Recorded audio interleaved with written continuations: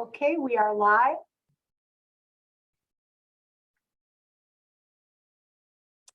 And people are starting to filter in now. Council President George.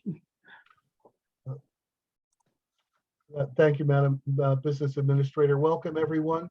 I'm Phil George, Council President. The mayor's not available tonight, so I'll be one of the facilitators for the discussion. And just want to welcome you all to our first public presentation on the revaluation process. As probably most everyone has heard from the reports that Finance Liaison Stephanie Kim Chohan, our Councilwoman for Finance, has said this has been ordered by the county, basically at the insistence of the state. The law requires towns to revaluate every once in a while. Our last revaluation was almost 30 years ago, which is way beyond the point that the state and the county find acceptable. The process, as you'll hear everyone explain from our professionals and from our tax assessor, Mr. Mancuso, our professionals, the professional property appraisers, explain the process in depth. This is an attempt to reevaluate and equalize our taxes. It affects both commercial and residential properties, as you will hear. It affects both rentals, properties that are rented, as well as properties that are single-family ownership. The purpose of tonight is to give a general outline and a general understanding of the process for the public. This is recorded and it'll be posted. There's also an excellent handout that professional property appraisers did a few months ago and presented to Madam Administrator, Councilwoman Kim Chohan, myself, and some other members of the borough, which was excellent, very explanatory. Sometimes down a little bit in the weeds on financial stuff, but that's what people may need to understand. I look forward to seeing all that. We'll also be doing updates at every meeting, every council meeting for as the process is ongoing. You'll hear that it's already started. It's anticipated that the actual property visits will commence right after Labor Day and last through October.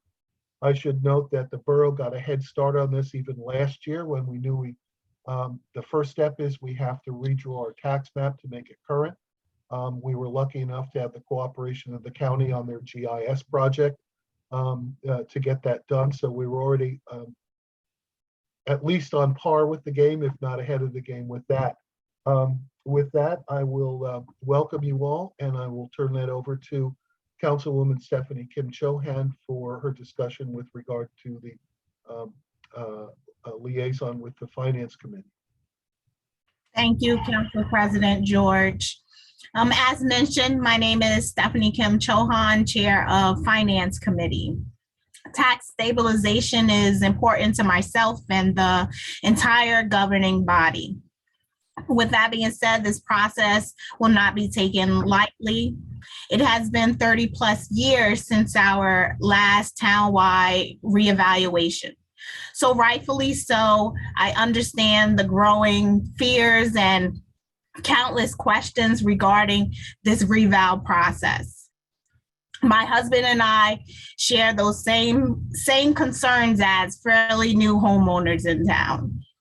Tonight, I hope many of your questions will be answered and you share this information with your neighbors. I would like to thank the residents in advance for your cooperation with the professional property appraisers as they start to make their way around town. Materials will be made available on the borough website following this meeting. And as always, feel free to email me if you have additional concerns. I would like to introduce Thomas Mancuso, our borough tax assessor.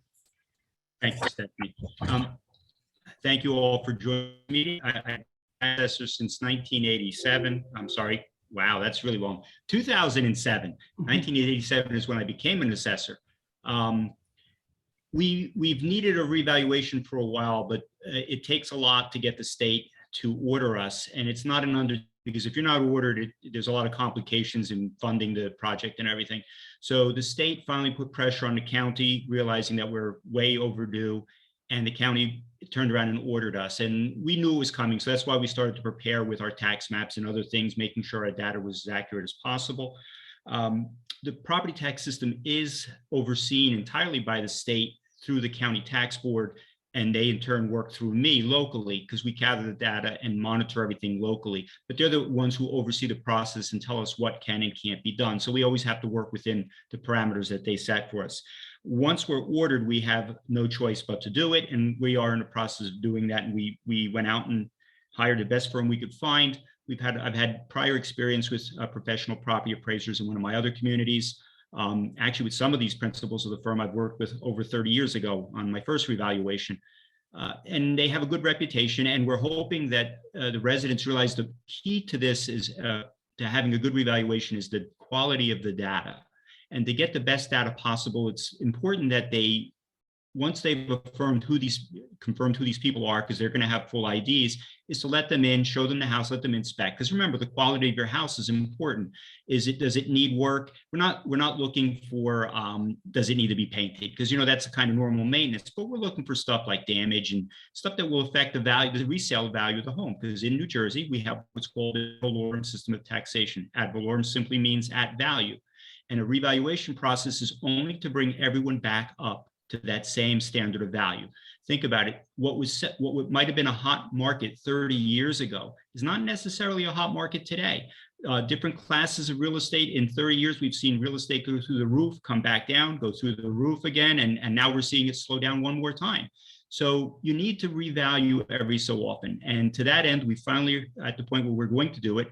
And I'd like to introduce you to Ron Brining, our representative from PPA, and he's going to take you through the process and what they're going to do and how they're going to be visiting your homes. And again, thank you for joining us tonight. Thank you very much, Tom. Again, my name is Ron Brining. I am one of the representatives of professional property appraisers, as well as the project supervisor for the reval taking place here in Highland Park. We have two other representatives with us tonight, Garrett Martin and Sean O'Sullivan. They'll be assisting me in answering any questions that you may have. Before that point, we are going to go through a quick slideshow just to kind of answer what a reval is, what you can expect, just a general oversight of the process. And then if you have any more detailed but still general questions, we can answer those afterwards. All right. So let's go here. Okay. So again, we're just going to go over what a reval for your community would look like, just basically an oversight of it all. So what is a revaluation? A reval is a program taken on by a municipality to appraise all property at what is considered fair market value. The goal of the reval is not to raise funds, it's simply to redistribute the tax burden equitably across all homeowners, all property owners across the municipality. What is meant by fair market value? So fair market value is essentially what the assessor or we as the reval firm believe what the property would sell for at a bona fide sale on October 1st of the pre-tax year. So this reval for Highland Park will be for 2023. So we will be assessing all property as of October 1st of this year, 2022. This is a very frequently asked question. Well, why now, especially with the way the market currently is? A reval is warranted when properties in a taxing district are being assessed substantially below or above true market value. So obviously in this case, as mentioned before, it's been a while, so all assessed values are lower than fair market value. The average property in Highland Park is currently assessed at 41.93% of fair market value. So that's something, again, that we strive to be 100% or as close to 100% as possible. And as mentioned before, it's been roughly about 30 years since the last revaluation. So that means your assessed values were set 30 years ago. Who will conduct the revaluation? So Highland Park has entered into an agreement with our company, Professional Property Appraisers. We, for the most part, will be handling all aspects of the reval with the assistance of the assessor, Mr. Mancuso. Field representatives. So field representatives are the individuals that will be out at your home collecting the data. Each data collector will have a photo ID with the company's name, Professional Property Appraisers, and the individual's name on the ID. We have tablets in which we use to collect all the data. We will have an introductory letter on municipal letterhead that we can provide for further identification. Please, if you're wary about anybody coming in that you think may not be with us as a company or be with the town, ask for ID, ask for the letterhead, or you can always decline at that time. Call the police department, call Mr. Mancuso's office, somebody so you can verify we are who we are. All right, so what to expect, what occurs during the reval process. So what we do is we come to a property and we do an interior and an exterior inspection of the property. So what we'll do is we will take a photo of the front and rear of all properties. We then, measure the outside of the home in order to verify square footage. We note condition, and then we also, during the interior inspection, there are no photos, no interior measurements. We are simply just trying to verify any type of information that would be helpful in determining the value of your home. What we then do is we take that information and we analyze recent sales. So anything from, October 2022 all the way back to 2021. And we narrow it down into your market, your neighborhood, the best we can to determine the true value. Commercial property, anything for like purchased for investments or anything along those lines. We're studying in terms of income producing or analyzed on like a cost basis. As I mentioned, residential properties will be analyzed using a sales comparison approach. So again, sales of similar homes in your area. And also we look at a cost approach. So cost of construction, things along those lines. Okay, what is expected of property owners? So this is something that we ask, please, if you are able to cooperate with us as data collectors to ensure that everything that we do is as accurate as possible. As Mr. Mancuso mentioned, what we do really depends on the accuracy of the data that we collect. Anything that you can do to help us in terms of allowing us on the property, allowing us to do a full inspection of basements, attics, if you can provide any type of information on damage or any concerns that you have along with the home, please let your field inspector know while he's there conducting the inspection. And this is also very important. The data collector, the field inspector that is at your home at that time, do not know at that point what your market value is on your property. They're simply there to collect information and then send it back to myself, Mr. Mancuso, that we then take it into consideration in determining full property value. Okay, so what are data collectors looking for? So we do take note of a lot of different things about the physical structure of the home itself. So we take things into account such as condition, number of bathrooms, condition of bathrooms, type of heat, whether or not you have central air conditioning, if you have a basement, if you have an attic, if they are finished, what percentage of those are finished and unfinished, fireplaces, etc. The exterior inspection, again, includes the measurement of the main structure, the house, and then any type of what we call detached items. So that would be a garage, it could be a shed, a pool, a deck, anything that would be considered to add value to your home. We do not take notes or take into account landscaping, interior decoration, fences, anything along those lines, anything that essentially can be removed or put up, as non-permanent structures. Again, another frequently asked question, what if you're not home when we first visit the property? Upon the initial visit, the field inspector will come up to the door, knock to try to notify you that we will be on the property. You will be left with a yellow card in the door with the inspector's ID number and our contact information for you to schedule an appointment. At that first visit is when we collect the exterior measurements and do exterior inspections. So we will measure the home, garages, any type of things like that. And then during the appointment, that way we can just do an interior inspection.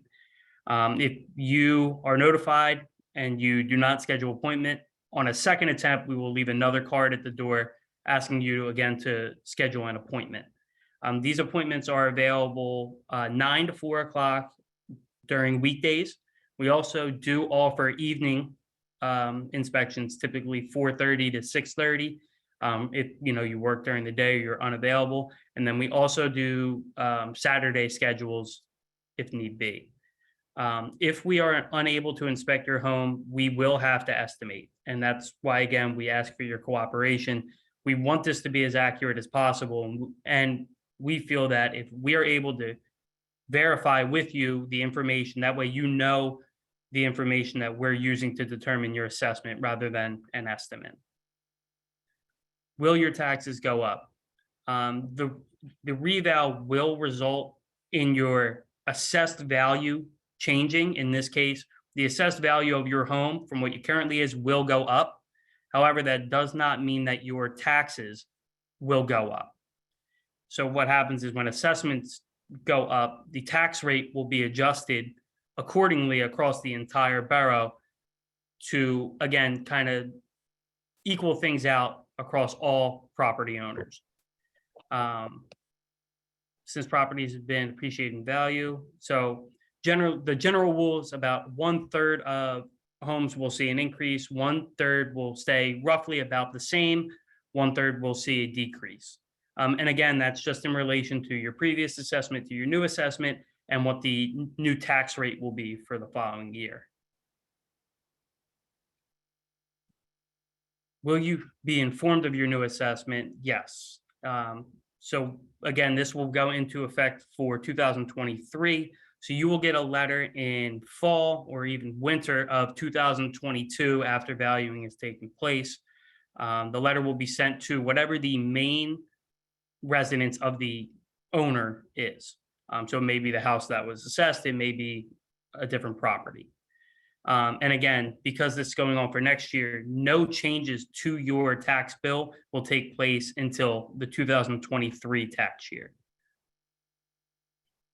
If you are dissatisfied with the assessment that we came up with, so on that letter that we sent to you with your new assessment, there are directions on how you can arrange a meeting with us, professional property appraisers, to revisit the assessed value. So if you do make a meeting, whether it be in person or over the phone, we ask that you collect information relevant to your assessed value. So that could be recent sales of similar homes that you feel should be used, or anything you feel we missed during inspections, or if we didn't do an inspection in terms of things that could have been incorrect. If we had a finished basement and it's not, if we had an incorrect number of bathrooms, anything along the lines, again, that would affect your value of your home. If we go through the informal process and you are still unhappy with the result of that, what you can do is you always have the right to appeal every year your assessed value of your home. So you would just need to file an appeal with the Middlesex County Board of Taxation by April 1st of any year. However, because this will be a reval year, any reval year, the deadline to apply for an appeal would be May 1st. So again, you would have to apply for May 1st, 2023, April 1st, every year following. And that would be, again, for your assessed value of your home, not your property tax amount. as always, we're open. We understand this is a new process for a lot of people, a lot of homeowners, business owners. So you can feel free to contact us with any questions or an update at any point at the phone number listed on the screen. And again, if you go to our website, ppareval.com, there is a Highland Park tab. It will have the introductory letter that we sent out. It will also have pictures of all the IDs of all in-field inspectors that may be in the area. So again, that's something, if somebody knocks on your door, you can easily check their ID right off our website. And that's it for the presentation portion. So we can, if it's okay with everyone, open it up for some questions and answers. If you wouldn't mind, can I make a comment on the Q&A? Yeah, absolutely.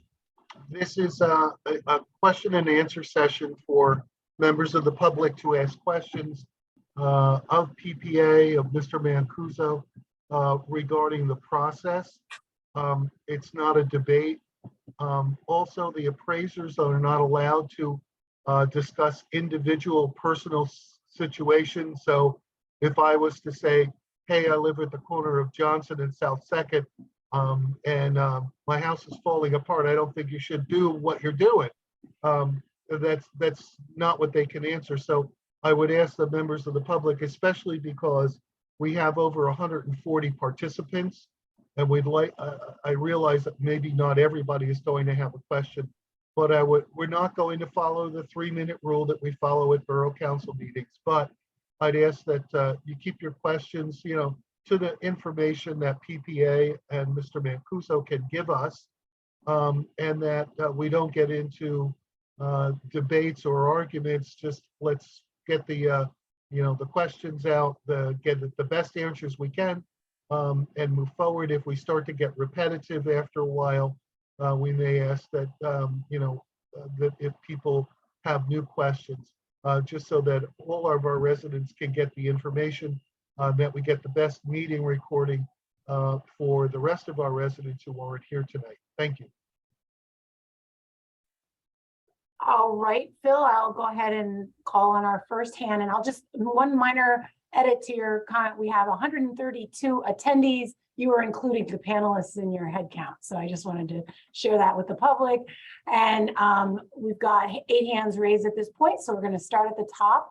And it looks like Dan Jacobs is up first. If you want to state your name.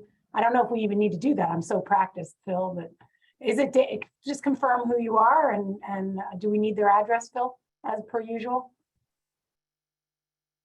Oh. I'm sorry. If we do need names, address is good. The appraisers in particular helps to center on where they are. It might be a different question, say for a rental, a garden apartment, or so on, that they might be able to answer those general questions more accurately. Okay. Again, as I said, we're not following the 3-minute rule, but let's stay on target. Let's stay with a question, get your answer. Thank you. Sounds good. Thanks, Phil. This is a little different format for us. It is. So it looks like Mr. Jacobs dropped out. So we've got Shelley Sal up next. Please state your name and address for the record, please. Ms. Sal? You may need to. Hi. Yes, I just did. Thank you. Yeah, I don't think it's important, where I live, but just a general question. I know somebody who does live in the borough, and they have dogs who are extremely sensitive to noise, to overstimulation. Can people make appointments rather than have somebody just knock on the door, which would drive their dogs nuts? And really, I mean, anyway, you understand. Yeah, so absolutely. We encourage it. If you have any type of circumstance in which you feel you would not want a field representative to come unknown, or if you would like to be notified before we are on the property, we encourage you to contact our office. And what we can do is, the people at our office can leave us a note in the system. So when we open the property record card, it'll be right front and center. Do not knock, contact that phone number, or do not knock, once appointment for everything. So anybody that has anything, if you have kids, if you have dogs, if you'll be on vacation, if you simply just do not want us on your property without your knowledge, please, we encourage you to contact us ahead of time. That way we can avoid any issue in the future. All right. I'm out of practice till I missed the August meeting. Give me 1 second. All righty, I'm going to move to our next hand, which looks like it's Joseph Baskin. If you could just confirm who's on the line, and if you will share your location if you wish. This is Joseph Baskin. I'm on Harper Street.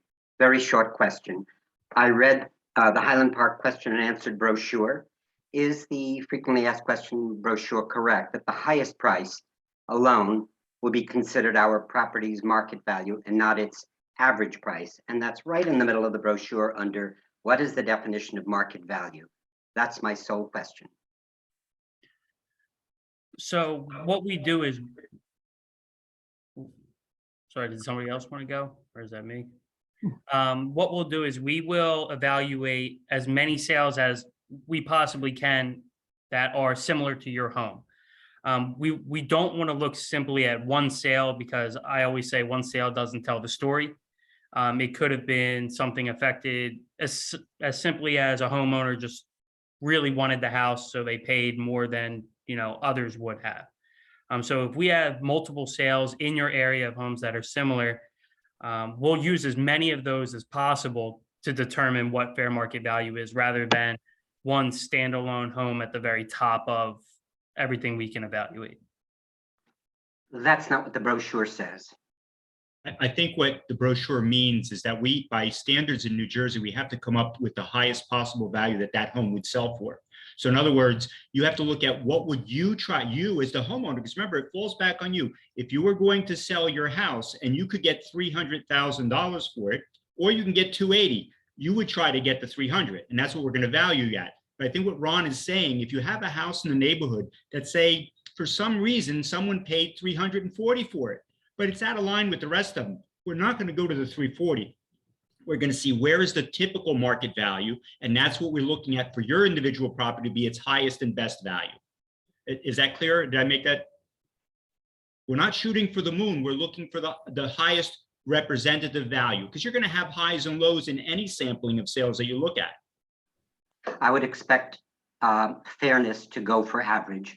It's very simple. I'm not arguing with you, because this is not the forum, but there's no human being that I've met since this paperwork came out, neighbors in Highland Park, who presumes that their taxes will not go up.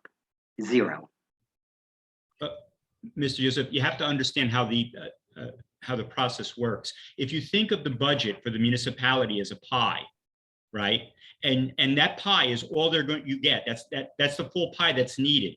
And then you take your individual value of your property, and that individual value of your property is directly related to your portion of the pie. The pie isn't being increased, right? They're not bringing more money in. It's just who's paying that amount.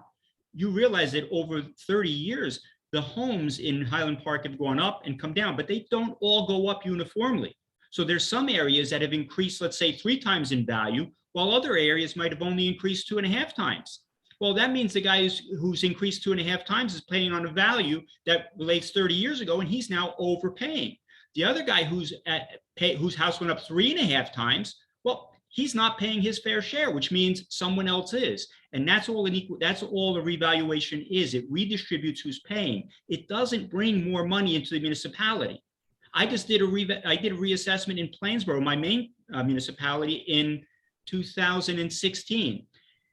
All of my residential properties went up in value, but 84% of them stayed the same in taxes or actually went down, because there we had the benefit of our commercial properties going up and picking up the burden. Okay, so that's possible to happen here too. We can't say until we analyze all the data. But a revaluation, you need to understand, a revaluation will not bring more money into the town. And if you don't raise more money, that someone has to go down, right? Someone's portion of that pie has to go down. Is that a little clearer? The position was clear before the explanation, and I think that you're being honest. I'm giving you feedback, what Thank you. my neighbors feel. I Thank you. understand. All right, thank you. I am going to shift over to Jeff Burrell. You're up next. Please just state your name and your location if you wish. Certainly. Jeff Burrell, 117 Washington Avenue. My question is this, is that if somebody over the past 30 years made a lot of improvements to their house, for example, extended it, added central air, added a pool, are we now so-called being penalized for improving our property at this point? That's question number one. And the follow-up question would be, is there a cap? For example, if somebody made major improvements and for argument's sake, now their taxes are going to double, is that possible? Or is there a 10 or 20% cap either way that it can't go down or up, to ridiculous numbers? Those are my questions. New Jersey does not have a cap.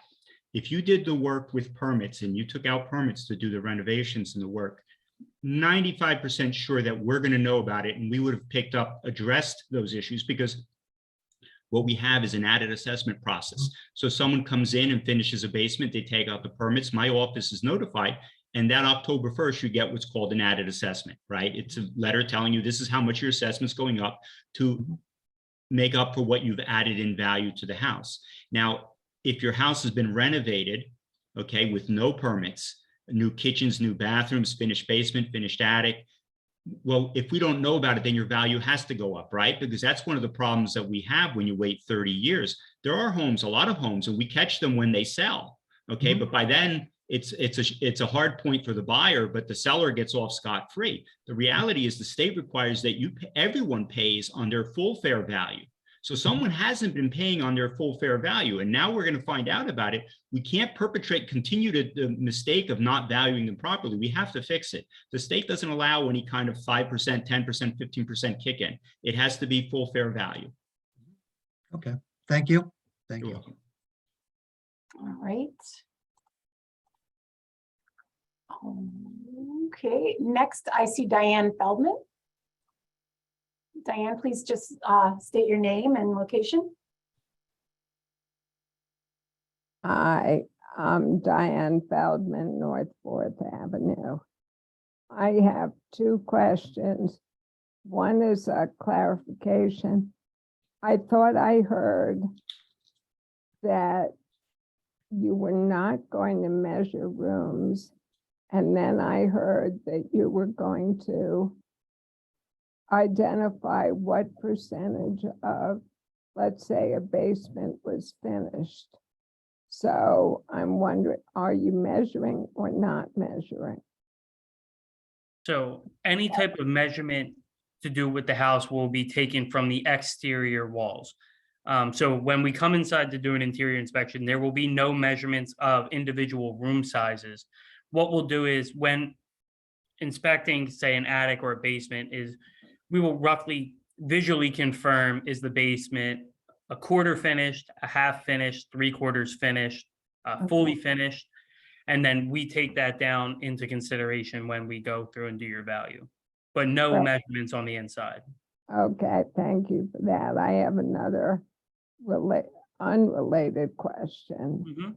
Mhm. You're proposing sending people into our houses.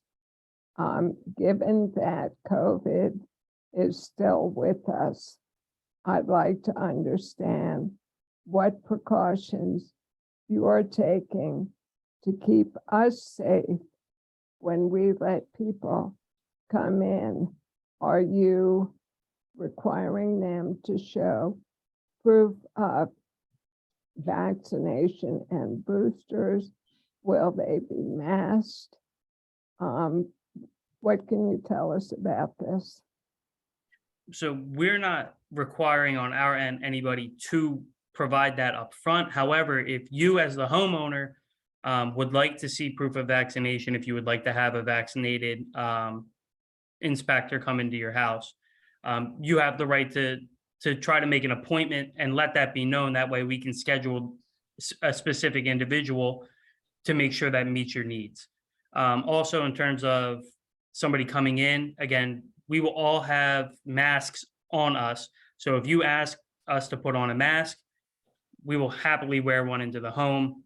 And then again, if you have any further requests, such as us wearing gloves, providing vaccination, that's something that when you attempt to make an appointment, you should let be known to our office. And that way we can make sure that our field inspector who does the appointment schedule is aware and, you know, can meet your needs. So if what I hear correctly, you would be okay with us asking to see proof of vaccination from the inspector? Yeah, I mean, if you would like to know, absolutely, you can ask. I personally can't guarantee that the field inspector will, you know, will have it on them or will Well, be then what- vaccinated. But again, if for instance, I come to your door and I don't have proof of vaccination, we can also give you a card, and then we can make sure that the individual that comes for your appointment will be fully vaccinated. But it sounds like I thought you said earlier that if we called and scheduled an appointment and said that was something we wanted done, that you could schedule an inspector who would meet those criteria. Yes, yeah. So I meant more so if we come the day of, I can't guarantee that all field inspectors will have their vaccination status on them. But again, if you ask for that, yes, we can make sure that we have it. Okay, thank you. Yes, Terry. Oh, I was actually trying to get Phil's attention, but no, Diane, I based on the answer from a previous, I was just going to suggest if that's an important factor, before they're even in the field, you could call that 800 number and let your preferences be known. So that way, when the inspector's in the neighborhood, they might not even bother knocking if they're not prepared to show their vaccine and wear a mask and do and wear gloves, whatever those conditions that would make you more comfortable. So I would suggest, since they're not coming out until after Labor Day, if that's something you want to do, just use that 800 number and get in the system now so that you're not even bothered when the field inspector's out there if they can't meet those needs. Great, thank you. All right. Next, we have Gabrielle Wilders. Hi, Gabrielle, give us your name and address, please. Hi, Terry. I'm Gabrielle Wilders, 24 Walter Avenue in Highland Park. I would like to echo Diane's concerns about COVID. Now's not a great time of year. So I think really any reassurance that you can give the residents that the people that actually come into our homes are vaccinated or have had a negative test would be just really a good public service and a good faith gesture. My question is also that do you take into consideration the immediate surroundings? In my particular area, you know, we once had a clear view of the river, and now they've put up a 4-story apartment building. So would that be taken into consideration with my my property value or my taxes?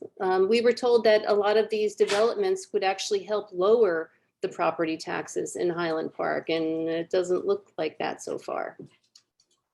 Well, again, I'll echo what Mr. Mancuso said earlier. So anything that goes up, any type of commercial building, any type of apartment building during this reval, if they weren't paying what they should have been previously, if they go up, you know, those businesses, the apartments, somebody, you know, will see a decrease, whether that's you or other homeowners, again, will be seen after, you know, we go through with the reval. If I could interrupt, this was a brand new structure, and I think part of the deal was that they got a tax break. But the residents were also told because of the increased population, we would get a tax break. So that's what I'm pretty confused about. I don't know if it's necessarily a question for Ron to answer or more something for Tom to answer. I'll take a stab at it. When we're looking for market value, since we're looking for value, as close to October 1 of 2022, we would be examining homes in your neighborhood that would have had the same features, right? Up until that date. So if this building was built a year ago or 2 years ago, then we'd be looking at current sales. And if those sales would indicate that your home suffered a decrease in value, those are the homes that we would be using to value your home today. So if that, in other words, if that problem or that feature that you had that now is no longer there is not there in the sales that we're looking at when we're doing the analysis for your value, then we've taken that into account, right? We're not per se lowering your value. If you had a beautiful river view and all the homes on your street had a great river view and the sales we would have been using had that river view, and now 3 years ago that river view went away, the sales that we're using now to value you, the most recent sales, would no longer have the benefit of that river view. So in effect, we're using sales that are already showing the impact. That's why we try to get sales as close to the valuation date as possible. Right, but the sale next to our home is a 40 apartment building, a 40 unit apartment building, which is rentals. So that's what I'm curious about. Did that development right next to us and in our surrounding area, how does that affect the homes around it in the immediate area, regardless of anybody doing improvements or not in their own homes? Does the immediate area, the changes in the immediate area affect that? That's what the buyers and sellers will tell us when we start analyzing the sales. See, we don't make those determinations. The buyers and sellers do, because we're looking at what was sold and we try to get into the mind, like any appraiser, of what was going on in the mind of the buyer and the seller. What were the features in that neighborhood that caused them to pay what they did or not to pay what they, not to pay as much as they would have. Okay, so we're looking for that. That's what we're going to look at in the sales. We don't make that determination by some crystal ball. There's no way to do that. Any appraiser is going to look at what's going on in the neighborhood and what impacts the sales. So in other words, if I looked at the sales, let's say in your neighborhood from 2 years before that building was built, how were those sales compared to today? Not that that's what they're going to do, because they're going to look at the current ones. But if you came to me and said, Tom, I've suffered a loss in value because of this building, I go, we can go back and look at the sales a few years ago and say, well, this is what they were selling for then, and here's what they're selling for today. Is there a measurable impact? Can we find that from the sales? Because the sales ultimately have to tell us which way to go. Am I being clear on that?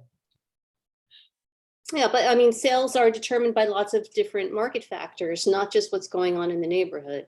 That's why we look at as many sales as we can, right? I can tell you I've analyzed sales where people bought in California and they're sitting on a big house in New Jersey and all of a sudden they have to get rid of it because winter's coming and they don't want to shovel sidewalks. I've called buyers, I've called sellers, I've called the realtors, I've called attorneys. That's part of what we do. We try to get in to understand what's motivating the buyer and the seller. We're going to do the best we can. If you have something that you could share with us that you think is not addressed, we're more than willing to look at it, but it has to be something that we can confirm. Okay, I would like the fact that 2 Walter Avenue has gone up since we bought our homes, pretty much everybody on this block right now, and how that really changed the entire feeling of the neighborhood and the town. Because not only does it block the sun and block the river, it just changes the entire feeling of our neighborhood. So I would like that to be taken into consideration. That's something I will make a note of, but I think you really need to discuss that with the field inspector so he can take it back, because the field inspector is going to gather the data from you, right? And then he's going to go back, or she's going to go back to the appraiser who's going to analyze the data with me, and we're going to try to make sense of it. But we need to know, I'm going to make the note now, right? Okay. But it's best if you talk to them and give them this kind of information so they have the feedback to share with us. All right, I appreciate that. I look forward to talking to the field inspector. Thank you. All right, just to let everybody know, we're at 130 attendees and we do have 16 hands up. So we've still got a ways to go through the questions. So I just share that as we move forward. Looks like Carl Prey is up next. Please state your name and address, please. Hi, this is Mary Forsberg, 317 Dennison Street. I thought Gabrielle's comments about the Frederick on Walter Avenue was really appropriate, because there are many places in town where the town has rezoned large portions of it. that will have a significant impact on the residential property around those. So I look forward to talking to the field inspector also about it. I have a bunch of questions, and two questions that I'm wondering about are, can you make available the list of comparable properties that you are going to use to determine the values of property in town? I know that I was here for the last revaluation, and it was kind of a disaster, I think, because when I reviewed properties that were 50 by 150 feet deep, and the variation in the value of that land was quite significant. In fact, the commercial property or professional office property was significant, the land was valued significantly less than for residential property, which I'm not sure is really appropriate. So I would like to see a list of all the comparable sales that you are going to be using to determine what the value of properties are. Along with what Gabrielle was talking about with 2 Walter Avenue or 31 River Road, same place. That property was given a pilot, which means that it is no longer on the tax rolls. And it was given a pilot, a 30-year pilot for $100,000 over the next 30 years with very insignificant increases in after 10 years and after 20 years. And that property does not show up in the property tax rolls. And I think that is a really big problem, because one of the things that the town has done, and you will meet up with this, I hope, is that the town has revalued a lot of property in the commercial area. And a lot of that property is significantly larger than any of the property that's there now. So I'm wondering how that will play out. I mean, I hope that you will understand what the what the town's plans for downtown Highland Park and what that will mean for the surrounding areas. So I'm curious about how you will deal with, I assume that you will take into account zoning issues and changes in zoning. And also the other thing is that there are significant numbers of single family homes that are actually rental property. And I'd like to know how you plan to deal with that. I assume that the borough knows some of those, but probably not all of the rental property. And I know that when you do assessments, you are supposed to take into account the income produced by that rental property. So I'm wondering how you'll deal with that. Typically, when you have a home that's a 2-family home or that type of rental property, you don't do them on an income approach. There's not enough data to do that. They're basically, you would look at them just like any other property, right? What's someone going to sell it for? What do they expect to get? What is a willing buyer going to pay for the property? What's a willing seller going to sell it for? You have to get 2 people to meet and decide on a value. And then we look at enough of those properties that we can come up with a value. When you're talking about a large property, like a 5-unit apartment, which are considered apartment houses, those are valued on an income approach because they're primarily bought for their income. It's not an owner living in one. So there's a valuation issue. We will follow. But ultimately, we're looking for the same number, right? Whether it's a 5-family, a 30-family, 100-family unit, or a 2-family unit, we're looking for what is the market value of that property? What will it sell for? Whether it's commercial or residential, we're always looking for market value. But I'm not talking about 2-family or multiple family. I'm talking about single-family homes that are rental properties. And that, to me, is a different thing. I mean, the taxes on that should take into account the amount of money that those single family homes are making on that property, because people who live in the property, live in their homes, aren't making that money. Unfortunately, the state of New Jersey requires us to value them based on their value, regardless of whether the owner is earning an income on it. If it's an income we know about and it would impact the value, then it would impact the sales price. and we would be able to pick it up that way. I think your issue goes a little deeper, and it's not something that we're here to address or we can address. I don't think the state allows us to. You know, if someone's renting a room to somebody, we have no way to access that data and address it. I'm not talking about renting a room. I'm talking about renting a house. A house? Well, when that person goes to sell that rental house, aren't they going to try to maximize their value? Just like the buyer is going to try to get the value down to a reasonable number, we're still looking for the market value of the property. Every property has a value. It depends who you're selling the property to. But I've sort of done with that question.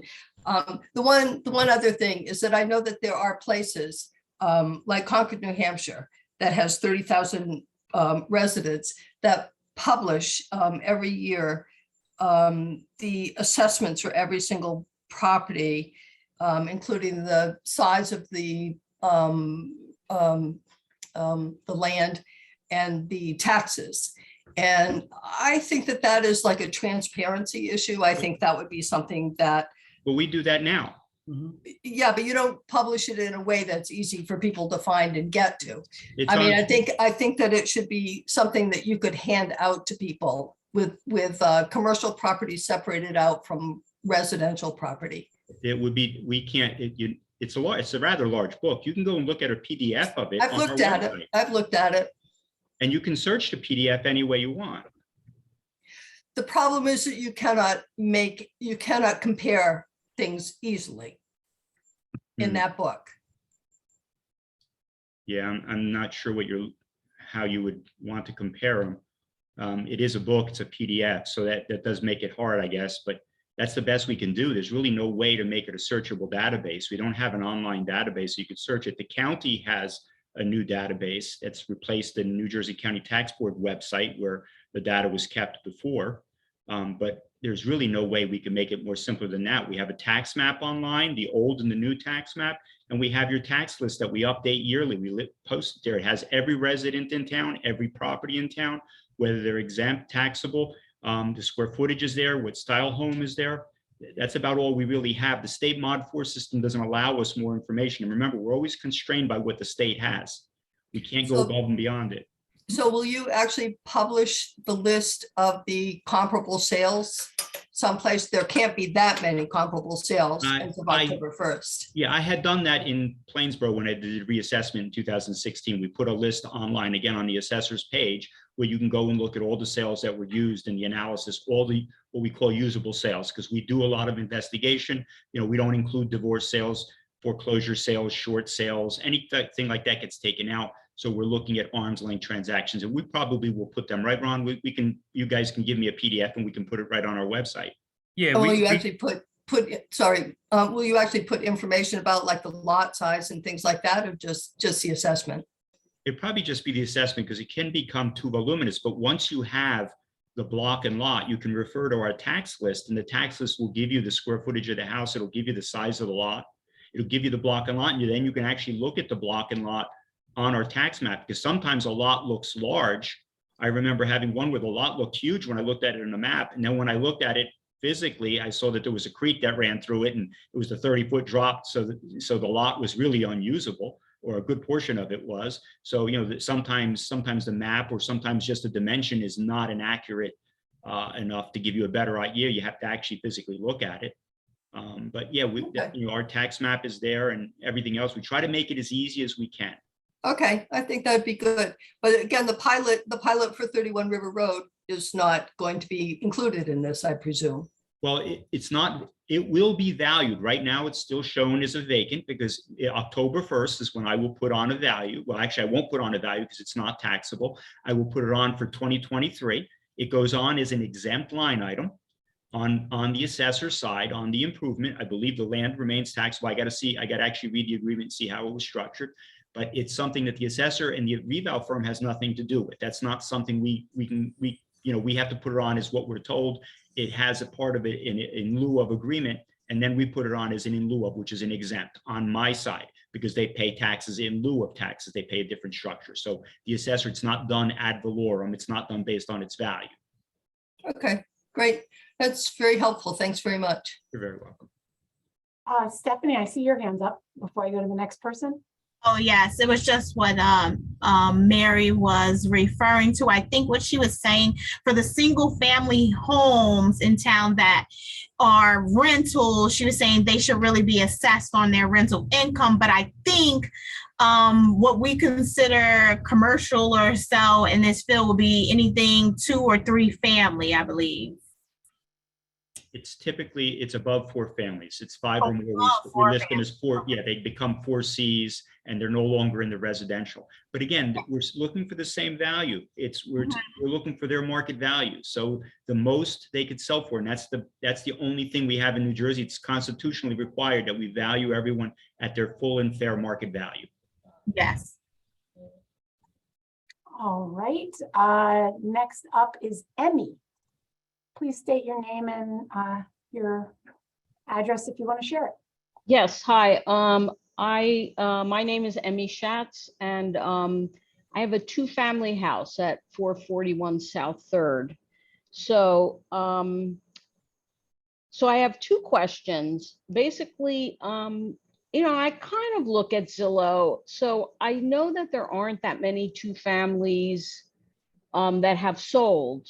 So what do you do when, there's not really much of a basis of comps to look at? That's one question. And another question, you said something about the condition of the house would be part of the appraisal value.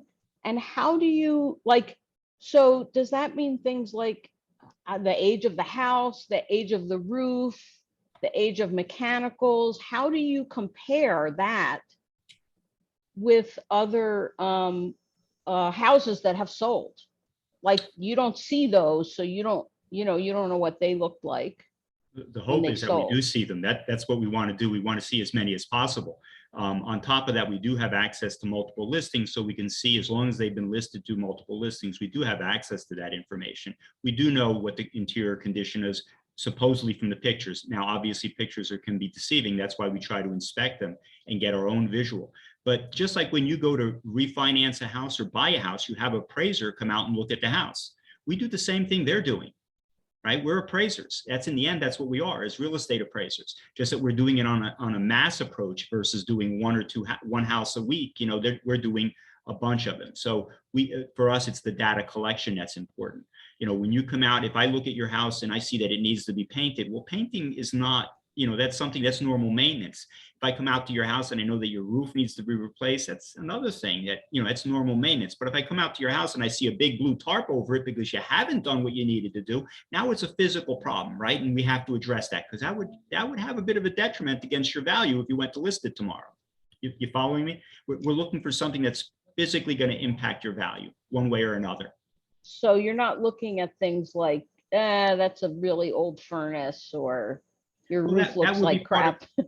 Yeah, that would be part of your depreciation for your age. We would look at that. If it's a house built in 1936 and it's got the original furnace, you're going to have some issues there. And it's one of the versus having a brand new HVAC. Think about the things that you find when you look at a listing in multiple listings. Think about the things how they brand new updated kitchen, brand new furnace, brand new heating and cooling system. Those are the things we're looking at.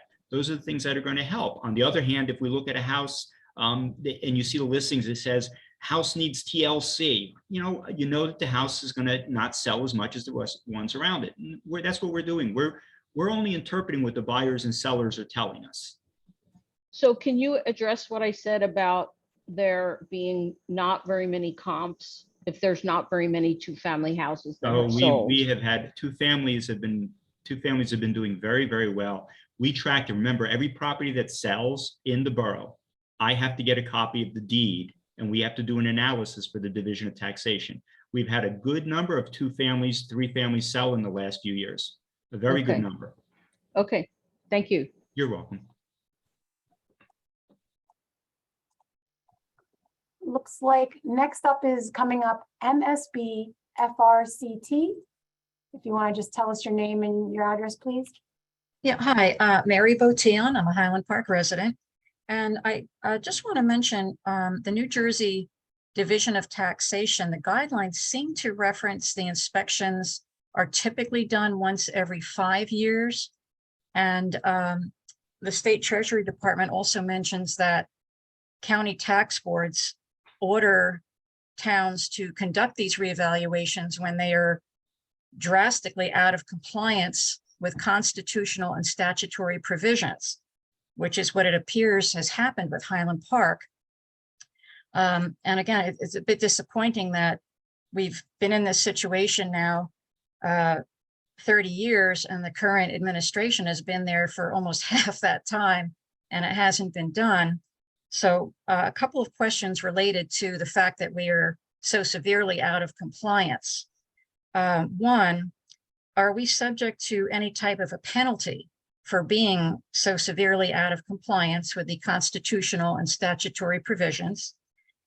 Two, will residents receive a market value data related specifically to what was used for their property in this process?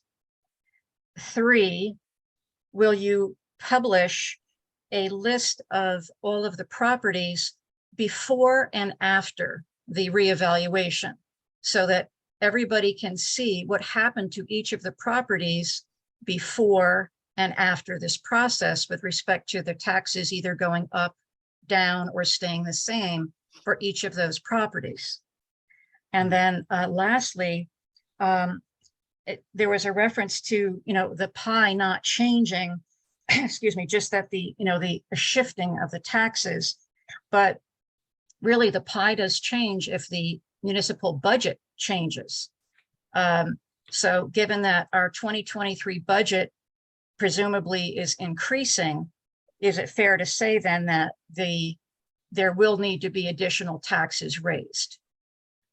Those are my questions. Thank you. You're welcome. Just so you know, I'm going to try to get them. I'm going to try to remember all of them. So you might have to go back and repeat some of them. We have been 30 years outside of a reval. The state does have rules and parameters. I rode in an elevator with the person who was the acting head of the Division of Taxation and asked her it was several years back, when are you guys going to force us in Middlesex County to abide by what your rules and regulations are? You can go to other counties, they revalue every year, or they keep their numbers at or near 100%. Middlesex tends to lag. They have their reasons for it. I don't agree with them.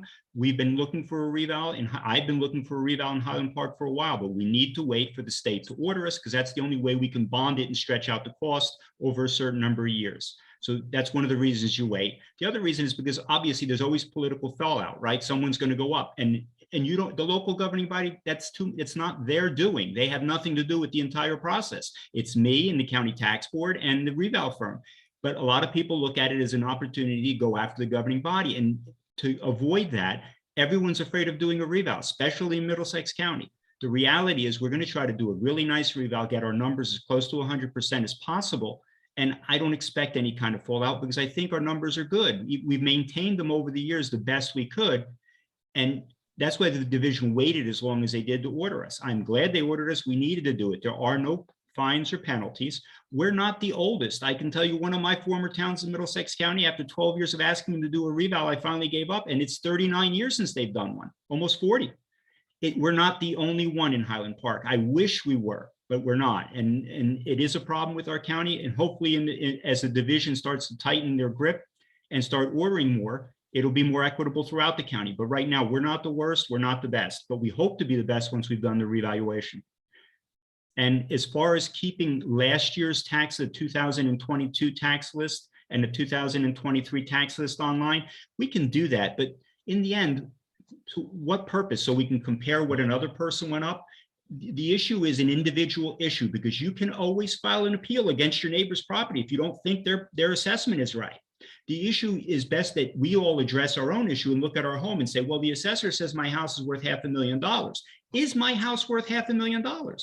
And then you can go to the reval firm or later come talk to the assessing office and say, hey, this is what you valued me at. How did we get there? And we'll be more than happy to show you.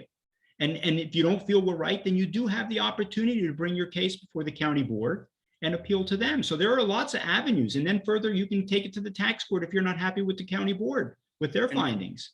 And Tom, if I may, just real quick, I do just want to mention that I understand you feel like the assessments of your neighbors or others in town may help you build a case. In, you know, in your appeal, you actually can't reference assessments of other properties as to why your property should be lower in assessment. You have to use strictly sales data or anything that you bring that would be something that we collected that would be incorrect. So we can make an adjustment on your value. You can't use assessed values of other homes to say why your assessment should go down. Go ahead, Tom.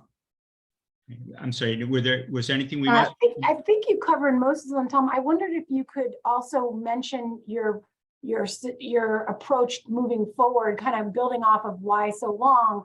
Once we get our baseline established for tax year 2023, how your office intends to kind of keep things current moving forward. Sure. What we try to do, and this is what I've been doing in Plainsboro, where I'm also the assessor, is since 2016, we monitor the market, right? And the state calculates a ratio for every municipality in New Jersey. That's where our 41% comes from. Well, they calculate one for me in every town. And what happens is we look at that number and say, that's where our average is. But what's falling too high or what's falling too low? So if we see we finished a reval tomorrow and our ratio is 100%, but we have one neighborhood that for whatever reason, the sales are coming in at 115, 120, and we just can't, it's just too high. For some reason, the neighborhood's falling out of favor and our numbers are too high. Well, I do a compliance plan and I go to the county board and say, listen, I have an issue in this neighborhood, I need to adjust it. And we adjust it for the following year. Or we have a neighborhood where, let's say, they knock down a building and now all of a sudden these homes have a beautiful view of the river, and it works just the opposite. Now these homes around it are skyrocketing because of that view. Well, we do a compliance plan and I can come in and I can raise them. So we intend to monitor and change our numbers as the market tells us to do it. So if our average ratio, let's say, falls to 95%, and your house is selling it at 80%, it tells me, wow, your value in your neighborhood has gone up way too much. I have to address it. I have to bring you up closer where the average is. Or on the other hand, if the town is at 95% and your neighborhood's selling at 115, I know I have a problem there and I have to come and address it. I have to lower it. So we're going to try to be as proactive as possible, analyzing the data on a regular basis and making adjustments and tweaks to the data as we go along, so we don't have this major shift that can happen when you wait too long. We've tried to do it all along, making changes here and there, but it's a lot harder when you're doing, working with data that's now over 30 years old, as opposed to getting new data, which we now will have, and fresher. And with the tools we have with the PowerPad program that we now have access to, which we didn't have 30 years ago, is tools like this that allow the assessor with MLS to make changes more regularly and monitor and keep everyone in line. In other words, we're not going to raise someone or lower someone unnecessarily. But if the average is telling me this is where the average is and you fall outside of that average, either too high or too low, I don't want you to file a tax appeal to get a decrease. I want to do it before you get to that point. Because if I see that there's a problem, I'm going to lower it. If I could continue, Tom. Sure. Yeah, thank you so much.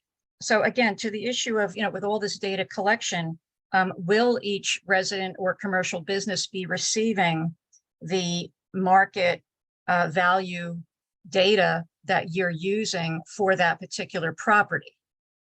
And also, would you be willing to publish the before and afters? I know you said each individual homeowner should be interested in their own, but we are a community and it's very much of interest to know, as a community, what is the grand outcome of this? Have things gone up? Have they gone down? Have they stayed the same? So to be able to see that as a community would be very helpful. And then the last question, how do we know that we actually are only at 41.93% of fair market value now? What was done to determine that number now? And also, the 2023 budget is going up. Isn't that correct? You're getting a little ahead of me because I can only keep so much in my head here. Sure. Now, as far as the budget, can I tell you something? The assessor doesn't care about the budget. Okay. I'm not part of the budgetary process. I am an evaluator. My job is to value real estate and value it properly. The budgetary needs are determined by the council and mayor and the needs of the council and mayor and the town. What do the residents want? What services they want? That's something you have to take up with them. When I tell you that the assessment won't go up, when we try to do an analysis for somebody, we tell you if these assessments were in place today, based on the 2000, let's say we finished our valuation, we sent you an assessment, and we said, if these assessments were in place today, here's the impact on your taxes using the 2022 tax rate. Because everyone can raise their budget next year, right? The schools can have some kind of problem and have to come up with a bunch of money, and they have to come back to the residents to get it. That's going to change the rate. So it's not the assessment that reevaluation that caused the problem. It was a problem that was caused from something else. So that's why we have to separate the two issues. We here are responsible for the assessment component, right? So our job is to make sure that your values are as accurate as possible. And Right. that's what we So intend to when the pie changes, then the taxes can Certainly, change. Right. certainly, when the Absolutely. pie changes, but remember, Right. I'm talking about a scenario where the pie doesn't change, just so we Okay. can give you an impact of the revaluation and not something else. That's all we're trying to look at here is the impact of the revaluation, not the pie going up. Because, you know, show me a year where the pie doesn't go up. It's New Right, Jersey, right. Exactly. So now, as far as publishing the prior year's data, I guess I don't see a problem with leaving the 2022 tax list online. I'm looking at our webpage now. Our 2022 tax list is on there. And I don't see a problem with leaving the 22 and then the 23. And then we'd have to also put a list of the comparable sales. I think that's the extent of we can do with the comparable sales. We can't send each individual, here are the sales we looked at and used, because it's just, that would be beyond the scope of what we can do. You can come down and sit with us and we'll show you the sales that we have. But as far as publishing it, it goes beyond what we're capable of. We're not the appraiser who's working for the bank who's getting a certain fee. It's a different animal that we're working with here. The bank appraiser has a lot more leeway to be able to gather that data and give it to each individual. But so we will, but I don't see a problem with putting the prior year's tax list and the revaluation year's tax list online, unless someone. Oh, that's else great. Yeah, that's great, Tom. And then how did we come at the 41.93% of fair market value number? That's a state ratio. The state of New Jersey calculates that ratio for us every year. We've been in the 40s for the last few years. If you ask me what our actual ratio is, I would say we're down in the 30s. But the state, they call it a weighted ratio. I actually calculate our ratio every year, just like the Division of Taxation does, based on the sales. They analyze all the sales that come through the town within a certain period, and they look at them. Are they arm's length? We're the first line of defense. We look at them and tell them, no, this was an estate. No, this was a divorce. No, this was a foreclosure. We give them the reasons for why it should or should not be included in the ratio study. Then they have an entire crew of analysts themselves who will go over what we give them. And if they see in the deed that it clearly says estate, well, okay, we'll take that one out. But they do, if it's something that's a little more ambiguous, they will call the buyers and sellers in addition to us. Now, when the assessor calls you and says, hey, tell me about your sale, you might hang the phone up on them. But when someone from the Division of Taxation calls, they tend to listen to those guys, and they're a little bit more fearful. So they're more willing to give them information. And then the state takes all these sales that are considered usable, and they calculate a ratio for us every year based on what these sales are, the sales versus the assessments that are in place, and then they weight it with the prior years. And there are a lot of things in New Jersey, as someone who calculates the ratio, I have issues with the way the state does it. A lot of even the state people have issues with the way it's done, because commercial sales can skew you one way or another very greatly. But it's the best way they have to do it, and it works. And it's a way to do it. They apply it uniformly for all the municipalities in the state, and that's how they calculate it. They are actually the ones who do it for us. Our part as assessors is to review the sales and report to them what we find to be a usable or non-usable sale and why, and then they take it from there, and they can take it a next step and call and also verify and then override what our decisions are. Great. Thank you so much, Tom. You're very welcome. You're very welcome. Before you call the next person, I just want to make a note. We've been in public Q&A for over an hour. We still have 14 people with their hands raised. And some of the questions and answers are illuminating to me in the process, but they are getting rather lengthy. So, if we can focus more, I'd like to make sure that as many of the people who have their hands raised for questions are asking something that varies. So if you've listened to an answer and you think that gave your answer, you have a different question, I'd like to keep it focused, and also see a number of people who may want to ask a second question. I'm going to say at this point, until we see how the time is going, as we fast approach 9 o'clock, to ask that only people who have not had a first opportunity to speak before we go to any second time speakers, as is our normal practice. All right, thanks, Phil.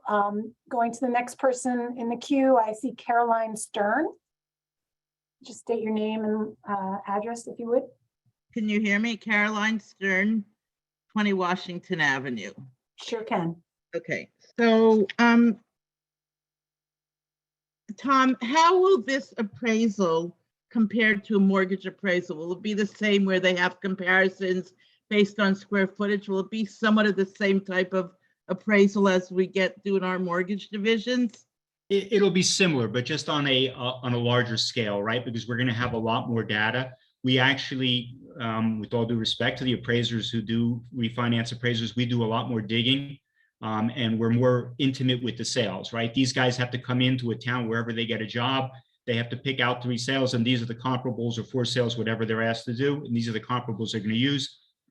We actually know a little bit more about the town than they do, simply because it's the only town we're doing, right? And it's all we're doing all day long, every day of the week. So, but that is similar what we do. We're looking at market value like they're looking for market value. We're just appraisers, just a different type. Okay, because I was worried because I am in the mortgage industry, and I could have one house, 3 different values, and each of them could justify their comps. So I like the answer you gave me, because I was really, and you know what I'm talking about. I was Yes, really I worried. do. We've spoken about this in the past. Yes. Okay, and then also, what I'm also concerned about is, and I'm in the mortgage industry, houses are overvalued at this point. People have overbid. You know, there's going to be a recession, maybe, who knows? The rates are 3 points higher.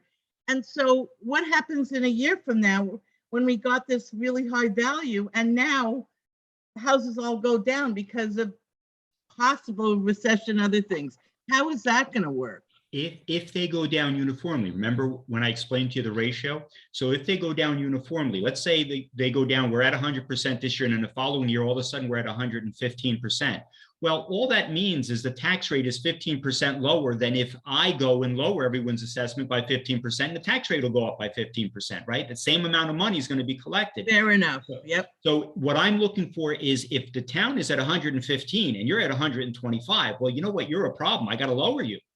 Or if the town's at 115 and you're at 90, well, I got to raise you, right? So we're going to monitor that. We're going to try to be as proactive as possible and try to keep everyone as uniform and as close as possible.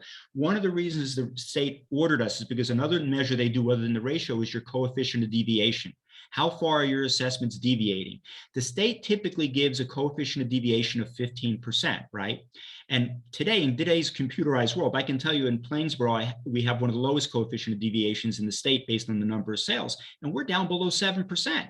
In today's computerized world, we probably shouldn't be above 10% anymore. But unfortunately, our data in Highland Park has been old, and we are regularly above 15%, which is one of the reasons the state said, hey, it's time to get one done because you're not equitable in how far you deviate from the average, right? Okay. So hopefully this will bring that deviation closer in, and we'll be able to maintain it and keep it close going forward. Thank you. I'm not, no more questions because I have tons, but I'm not going to ask them. I just have one comment to make. You can go online. There's a website that I go to, taxation website, and you can take any house, my house, it'll give the square footage, you know, 1 family, 2 family, what it's assessed at. Whoever wanted to know this can find the website online, and I can, you know, post it on Highland Park or whatever, but it'll give you whatever you want to know about a house, taxes, everything. As to whoever was asking, it's right online. And it's easier to do than that book, but it's really there. So thank you, Tom. Thank you, everyone. You're welcome. You're welcome. I have someone coming up as Irene. If you want to please state your name and give us your address, please. Hi, my name's Irene Howard and I live in the Triangle. And I don't actually know anything about your appraisal company specifically, but I have been reading recently about some issues with appraisal companies, and I'm going to go ahead and say probably unconscious biases on the parts of the appraisers with regards to the demographics of the homeowners. And I was wondering how blind are the appraisals in regards to say, I don't know, ethnicity of the homeowners, family makeup of the homeowners, marriage status, just general demographics. You mentioned that someone comes and gathers data and then sends it to the appraiser. Do they leave out any information about the homeowners themselves in that?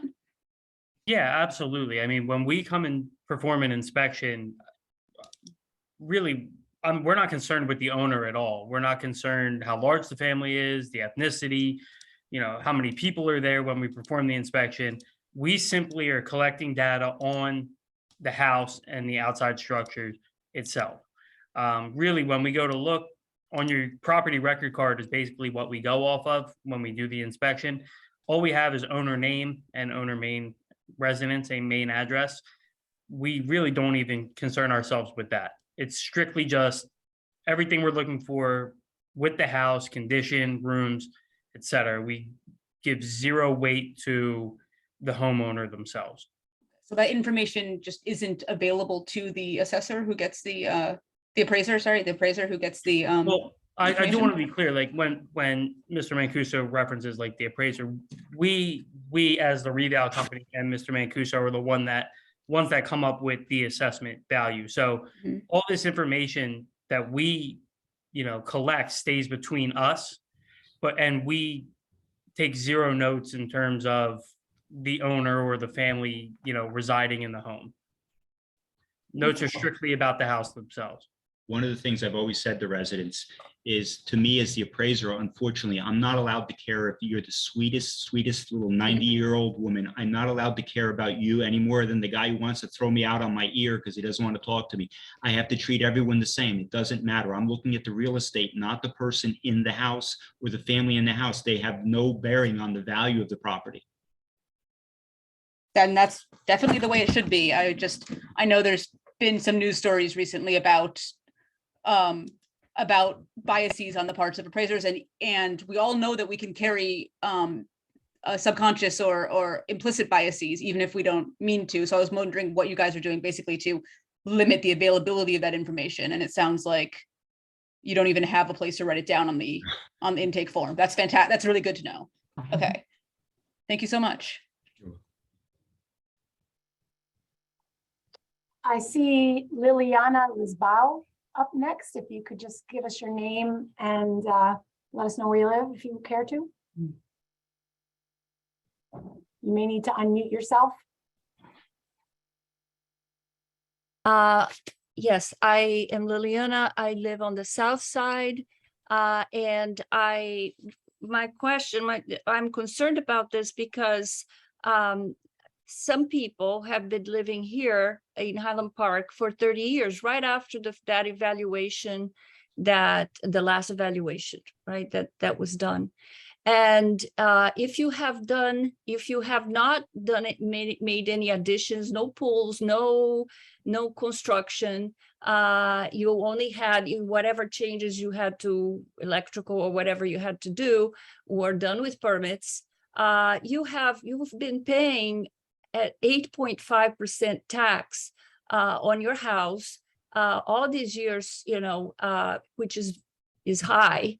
And we're talking about fairness, but if you've been here for 30 years, you are now potentially your house was 100,000 when you bought it, now is probably 400,000, or if there's no change in the house, it's about 400,000. So that means, in my understanding, is that the taxes would go up 4 times more than what you, based on, because now it's 100% value, right? Before you probably had a percentage, it was a lower percentage that you paid on the house, but in terms of taxes. But in terms of fairness, I don't see how that is fair. That presumably, if you've been here for that long, you wouldn't be paying your fair share, presumably. But in reality, you have been paying your taxes to the highest, as high as it is, and you haven't done anything to deserve 4 times more taxes. But now all of a sudden you might have to, people who are in the situation won't be able to afford to continue to live in Highland Park, will have to sell their houses. And that can have a domino effect that is absolutely catastrophic. Like it's similar to the housing crisis, the mortgage stuff that happened in 2008, that everybody will have to be moving out, and then that will affect sales prices for everybody else. So I'm worried about that. Now, remember what we said earlier, if the pie doesn't change, only your percentage of that pie changes. Okay, so if the town goes up, if the town goes up 4 times on average, and you go up 4 times, you're not going to see it because the tax rate will come down 4 times, right? So if the town goes up double in value and you go up double in value, the tax rate will come down to half of what it was. See, it's a numerical. The assessment doesn't bring more money in. The tax rate is now $8.50 or whatever it is, and that's going to come down to, if the town goes up 4 times, that's going to go down 4 times. See, we're not bringing more money in, so your taxes on a house that's properly valued can't go up that much if your value is proper now. It's just a numerical impossibility. I think if you go to the brochure that's posted on our website that the Division of Taxation created, you'll see there, they give you an example in there clearly where they show how a tax rate is calculated. I wish I had done the numbers in advance so I could give them to you, but it's simple the way you calculate a tax rate. And you'll see that if you're dividing the budget by the total value of the town, and the budget doesn't change, but the value of the town doubles, triples, or quadruples, the tax rate itself, that percentage, your portion of the pie, has to go down by the amount that the town has gone up in value. So if the town doubles and you go up more than double, then yes, you're going to see an increase in taxes. If the town doubles and you go up less than double, you're going to see a decrease in your taxes. And the same holds if the town goes up 4 times and you go up 4 times, your taxes are going to stay the same. But if you go up more than 4 times, then your taxes would go up. But if you go up less than 4 times, you go down in taxes. It all depends on what the average for the town is, and we won't know that until the job is done. But the revaluation will not bring more money into the town. So there's no way that a person who was properly valued today and goes up on average with everyone else is going to see that type of increase. That's just, numbers don't work that way. So how is it, in what situations might somebody be not paying their fair taxes? Well, what if someone renovated the entire interior of their home? They have a house that was built in 1960, and when they did the reval in 1990, okay, it was a dated house then, and it was valued as a dated house. But now, since then, let's say they put in a full brand new finished basement, finished attic. They've added all brand new kitchen and brand new bathrooms, and they did it all without permits. Is that house paying its fair share? Now, it's right next door to a house that was built in 1960 and hasn't been touched, right? Who's paying their fair share and who's not? Well, the one that's been totally renovated isn't paying their fair share, and they're going to go up. They more likely see an increase. But the one that hasn't been renovated and stays the same as it was in 1960, they're more likely going to see a decrease. So what kind of detail are you looking for in terms of, because everything that's done with permits should be already accounted for, right? Yeah, and if we know that, can you say that, okay, it looks good and now it looks good and it didn't look good? I mean, what kind of criteria, what kind of details are you going to be looking at to make that evaluation? do the improvements that were made to the property increase its value? Does that $40,000 kitchen that was just added to that house impact its value? Right? As an appraiser, as an assessor, I can determine that, and I would change your assessment for the coming year. So when we did the revaluation, then more likely your assessment that you're starting with is already proper to the market, and you're not going to see the increase. But if you did the work without permits, okay, then you would see an increase. Okay, so the permit is the fact that you have permits already, so that means you are in compliance. And if you took out permits, here's the problem. Some people will take out permits and never call for certificate of occupancy. So then I never get noticed that the work was actually done. You follow? So there are people who take out permits and just never call for C of Os, which means the work goes unassessed because we don't know the work was ever completed. But if you've had the inspection, that means this if you've had the construction inspection, but if you haven't called the construction department to get a final CO, right, then the assessor's office doesn't know that the work was done, or if it was missed, right? I've had homes where they put entire additions on the home, and they knew it, and they didn't call my office until they went to sell the house. And then they say, well, what am I supposed to do now? Well, I said, what can I do? I'm going to have to value you properly. You know, you have a house that you bought for $100,000 that might be worth $300,000 now, but after you bought it for $100,000, you put $200,000 into an addition, and now it's worth $700,000, and you're sitting on a house that's paying on as if it were only worth $300,000. Well, that person rightfully should go up, right? The law requires that we pay on our full and fair market value. All the revaluation is here to do is to make sure that the values that we have on the books are the full and fair market value, that we get into the homes and pick up the work that's been done without permits. We pick up work, or even I remember doing one house where I walked into it and it had one of those steel kitchen sinks that was one piece unit. Obviously that house wasn't kept up to market. The person who was living in that house didn't have the financial funds, and that house is now what might have passed for average in 1990 was now so outdated that it was actually a negative on the value of that home. And I had to address it with that homeowner. Okay, so we do look at that sort of stuff, but the tax rate won't go up because of what we're doing. The amount of money won't go up because of what we're doing. It's going to be redistributing who's paying what based on their more accurate valuation, which we don't have now. Okay, thank you. You're welcome. It looks like Hava Friedenreich is up next. If you could just state your name and address, please. Hi, Hava Friedenreich, 62 Grant Avenue. First, I want to thank you guys for finally doing it. It would have been nice if you didn't wait till you were forced to. This has been long overdue. When our home was reassessed after our addition, we were given a long list of comps that were used to establish our market value, and every single one of those comps was underassessed, and some of them way underassessed. And it's very frustrating that over the past few years, a lot of the tax burden has been on people who have done additions recently, new construction, which have all been assessed closer to full market value, while people who did work long ago or just happened to win a good tax appeal have been paying far less than they should have for far too long. So I really am glad we're finally doing this. I do have a few questions. One big issue I feel like with the timing is the tremendous amount of market volatility we've seen over the last 3 years. I had a friend who tried to sell her house down the block 3 years ago, put it on the market for a year, couldn't get the price she wanted, eventually gave up.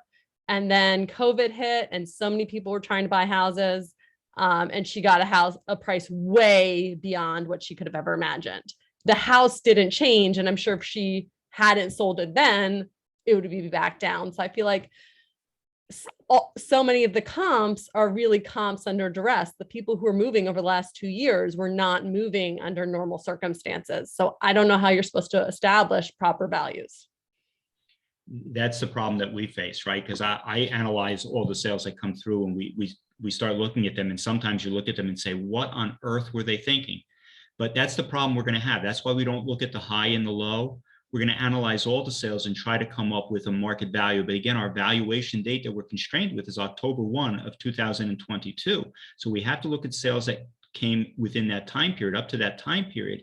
And again, if the value falls or falls out of line for next year, then we now have the tools where, as a uniform body, I could look at the town and say, well, this area is too high, this area is too high, this area is too low, and I can go in and make those changes. When we're done with this revaluation, we will have those tools, and we're going to try to actively manage them more proactively than we were able to. We would like to, and we tried in some instances. We have gone into neighborhoods, townhomes or certain homes, neighborhoods where we saw the values were falling. We've addressed them downward.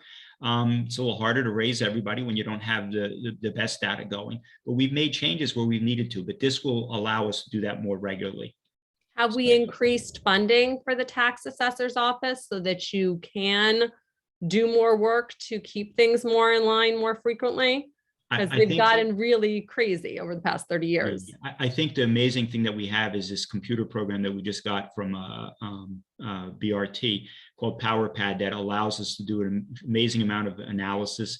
I personally have access to MLS, so I can get a lot of data. And we have tools we didn't have. We're hoping to get it even better, and as we go down as we iron it out, once we get the program up and running and we have the reval done and we see what's going on, we can see what kind of help we need in the future and just do our best to maintain where we're at. I think things are looking up on the assessment side. I'm hoping things are changing down in Trenton, where we're going to have more towns ordered on a regular basis, which will allow us all to know that, when they apportion the county rate, that we're all portioned equitably within all the municipalities within the county, because there's a lot of moving pieces to this puzzle, and not everyone's doing what they're supposed to. But it starts with us doing what we're supposed to, and that's what we're trying to do. And we'll be monitoring and making changes as we need to, the best we can going forward. Right. Speaking of people doing what they're supposed to, I really hope that all of our neighbors will be cooperative with the people doing the internal inspections. I have two concerns with that. I feel like there are going to be two groups of people that you won't get internal inspections for. There are some people who are just working all the time, and finding someone to be home for an inspection is not easy. And then there are other people who are going to try and play it strategically. They don't want you to know about their, Viking oven or their super fancy Whirlpool tub or things like that. So how do you handle those places where you have incomplete data in a way that's fair as possible, considering there could be very discrepant reasons that you don't end up with that data? So to answer your first part, we understand, if we're out in the field working, we're doing our job. Nobody's at, my house, for example, to answer the door if we're doing it. So that's why we try to offer as many appointments schedule options as possible, whether it be during the weekday, weeknight, or a Saturday. And we'll try to space them out across, the 2 months. That way, hopefully there's at least one day that you're able to schedule that we can, conduct the appointment. Even if it's a partial day, the interior inspection will take, depending on the size of your home, anywhere from 5 to 10 minutes for us to go through. So knowing that even if it's on a lunch break, I know that may be inconvenient, but a lunch break or a half day or a weekend, something along those lines, we can try to make it work for both of us to do the inspection. And as for those people that you said, play it strategic, like I mentioned during the presentation, we do estimate. So you also run the risk if you think I don't want, this field inspector to pick up my finished basement. Well, there's the risk that I may come, you don't answer, and I not only think you have a finished basement, but I also think you have a finished attic and a brand new kitchen. So now in our estimate, rather than you just allowing us to come in, we may overestimate. And that results in your house being overassessed because you didn't want us to come in. So, we're on the same page. We obviously want everyone to cooperate and just understand that it works in your favor for us to pick up what's there rather than us having to estimate. We overestimate, and now you're asking for us to come back to collect the data accurately, which we could have just done in the first place. Could I ask one question, Ron? There's many households in our community that observe Shabbat, and maybe a Sunday appointment might be preferable to a Saturday. Is that something that you guys can entertain if your schedules permit? Yeah, if we have the volume, you know, that necessitates us opening a Sunday schedule, I mean, I'll personally do it if that's what's best for the town in terms of us. As long as you can entertain it, we would appreciate that. Yeah, I yeah, of don't know course. if the man will be there or not, but I offer Yeah. that up. Or, and there's also the possibility of us, even if it's a special appointment, like a one-off or something, again, I wouldn't even mind doing it just in the sake of making sure it's fair for everyone that they have access to an appointment. And then again, for the town, for the borough-wide, you know, fairness for everyone to have all the data collected. Thank you. Carrie, thank you so much for bringing that up, and thank you, Ron, for being open to that. But it's going to be tough for a lot of the Sabbath observant families. There are tons of days that aren't even going to be available because of the Jewish holidays that occur in late September and October, as well as not wanting to do Sabbath appointments. So any flexibility that you can offer for people who need it is definitely good. The last question I had is in terms of subjectivity of the residential property classes. So I know I was put into a higher class than my neighbor when we did our addition, and then I got much higher taxes. But you know, when I talked to Tom about it, it didn't sound like there was any, you know, objective reason for that. So I was wondering what criteria you use in terms of determining that and how we can make sure that that is done more appropriately. Like my neighbor's house across the street, they're in the higher class from 30 years ago, even though their house is literally falling down. So how can we do that in a way that's more fair and more consistent? So again, using the new way, you know, I'll call it the new school way of operating the sales comparison approach. It's not necessarily going to be as important that we're comparing you to homes that have a similar building class. We're more so going to go off of year built. We're going to go off of square footage of the home and location of the home.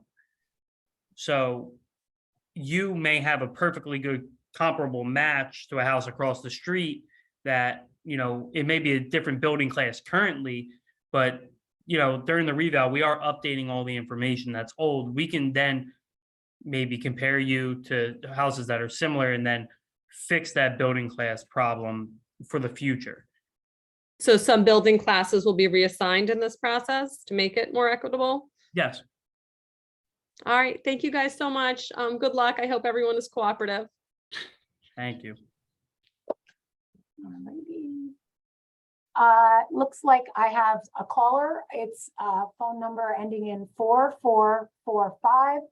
I'm going to ask you to state your name, please, for the record. And hello? Hi, Lois Lebbing, North Second Avenue. Hi, Lois Lebbing. Okay, I'm going to guess that 95% of the structures in this town have a record card, which is not being explained.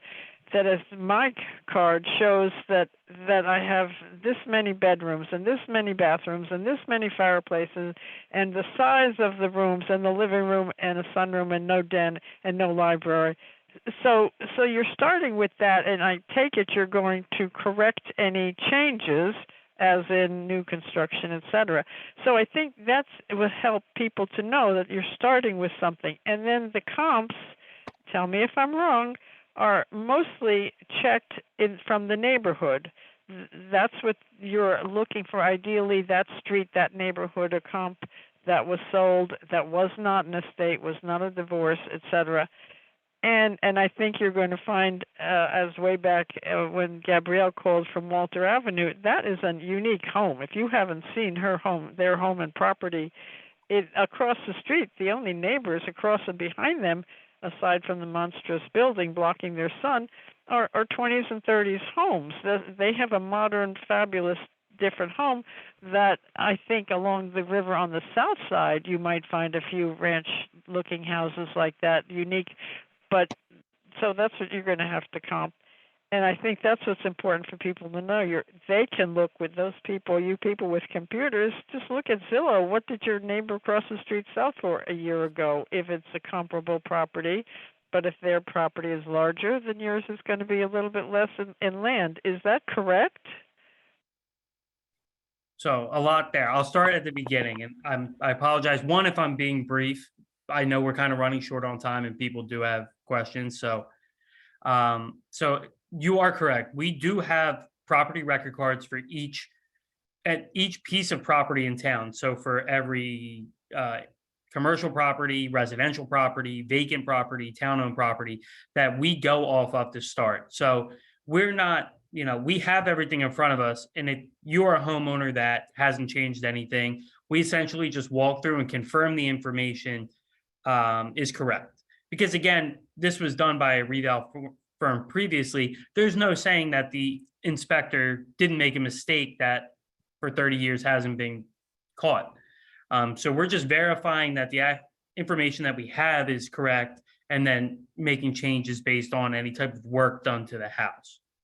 And then, sorry, what was your second question? Neighborhood, you're using neighborhood comps. Yes, exactly. Not So across the street, not Princeton. yeah, so we would like to try to keep it as close as possible to the subject property. And obviously there are different neighborhoods sell differently. If you are on the south side of town landlocked, we're not going to go to a riverfront property to try to find a comp. We're going to try to stay in your block within a few block radius, maybe within a 1 mile radius, to try to find not only the best house that matches to yours, but one that also matches the same neighborhood qualities in terms of sales. Okay, thank you. Looks like next person up is Peter Spool. Please state your name and address. I'm Peter Spool. I'm on Graham Street on the south side. I have a number of different categories of questions. Let me start with the pilots. I didn't fully understand whether when you compute the fair market value of a property that has a pilot on it, whether it will be the full market value? It is the full market value, but it goes onto an exempt list. Just like any exempt property, we attempt to determine what the market value. We're supposed to have a proper market value, whether they're taxable or exempt. So let me ask how that number. So let me ask then how that number is being used. So are you saying it's not? Let me stop you right there. It's not. Okay. So it's not going to be part of the base for computing the tax rate. No, because they're paying in lieu, completely outside of the system. All right. And then about the comparison process, the second speaker talked about the highest number for a property that was comparable. But then I heard you, Tom, say that you wouldn't use the highest, you wouldn't use the lowest. It's as if you're throwing them out and using something in the middle. We're looking for the highest and best value for your property. Sometimes when you look at let's say we look at a grouping of 10 sales, and you have 8 of them that are all very nice and tight. You look at and they give you good numbers, but one is like everything else is selling in the $400,000 range, and then you get one for $600,000, right? Why was that one $600,000? If we can't find a reason, why would we put weight on that when that was the guy who was moving from New York and had to buy something? We can't get all the data, but he had to buy something and a relocation company was paying for it, wasn't coming out of his pocket. So he was willing to pay $100,000, $200,000 more. I can tell you, I had one in Plainsboro where I called the attorney and said, sir, your client paid $100,000 above asking and $175,000 above any other sale in that neighborhood. Can you tell me what was going on? He just laughed at me and said, my client was flush with cash from his sale of his big house in upstate, in upper portions of New Jersey. And he wanted that house, and there were 4 other bidders, and he was not gonna lose it. Would I use that house to value any of the other properties? It was an unrealistic sale, right? So I took that, when I did my comparison, I took that sale out because I knew the parameters that the buyer used weren't part of what was reality. And we're gonna try to do that the best we can here. I can't promise anything because we won't be able to get all the information, but we're gonna dig, and generally we know more about the real estate in town. By the time these guys are done, they're going to know more about the real estate in town than just about anyone else. Maybe some realtors will probably, because our realtors usually have a pretty good idea of what's going on, but they'll know more about the real estate than anyone else because they do know what goes into the buys and the sells. Wouldn't it make sense to try to pick the one or ones that are as close as possible to the other property? Sometimes the houses may be pretty much identical even. That's what we've been saying all night. We're going to try to pick the closest comparables that require the least number of adjustments, right? Just like an appraiser would do when you're going to buy a house. They're going to look for the best sales right around you that are closest to you. And when you have a few, wouldn't it make more sense to use the median value rather than the average? Well, not necessarily. I mean, let's say we have 5 homes that, you have your home and you have 5 homes on the same block that sold.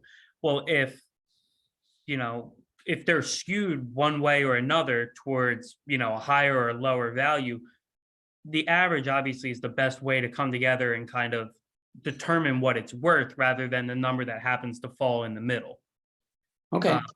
Let me just address one more thing. So there are sometimes houses that are absolutely unique, even in the whole borough. And let me give an extreme example. There is a house at the far, far end of Cliff Court with a concrete wall around it. Nothing like that anywhere else in the borough. What do you do in a case like that where it's absolutely unique? So what we'll do is we'll still try to find comparables that come close to what that You won't find one. So I can concur. It's going to be very difficult, Ron. I know the houses.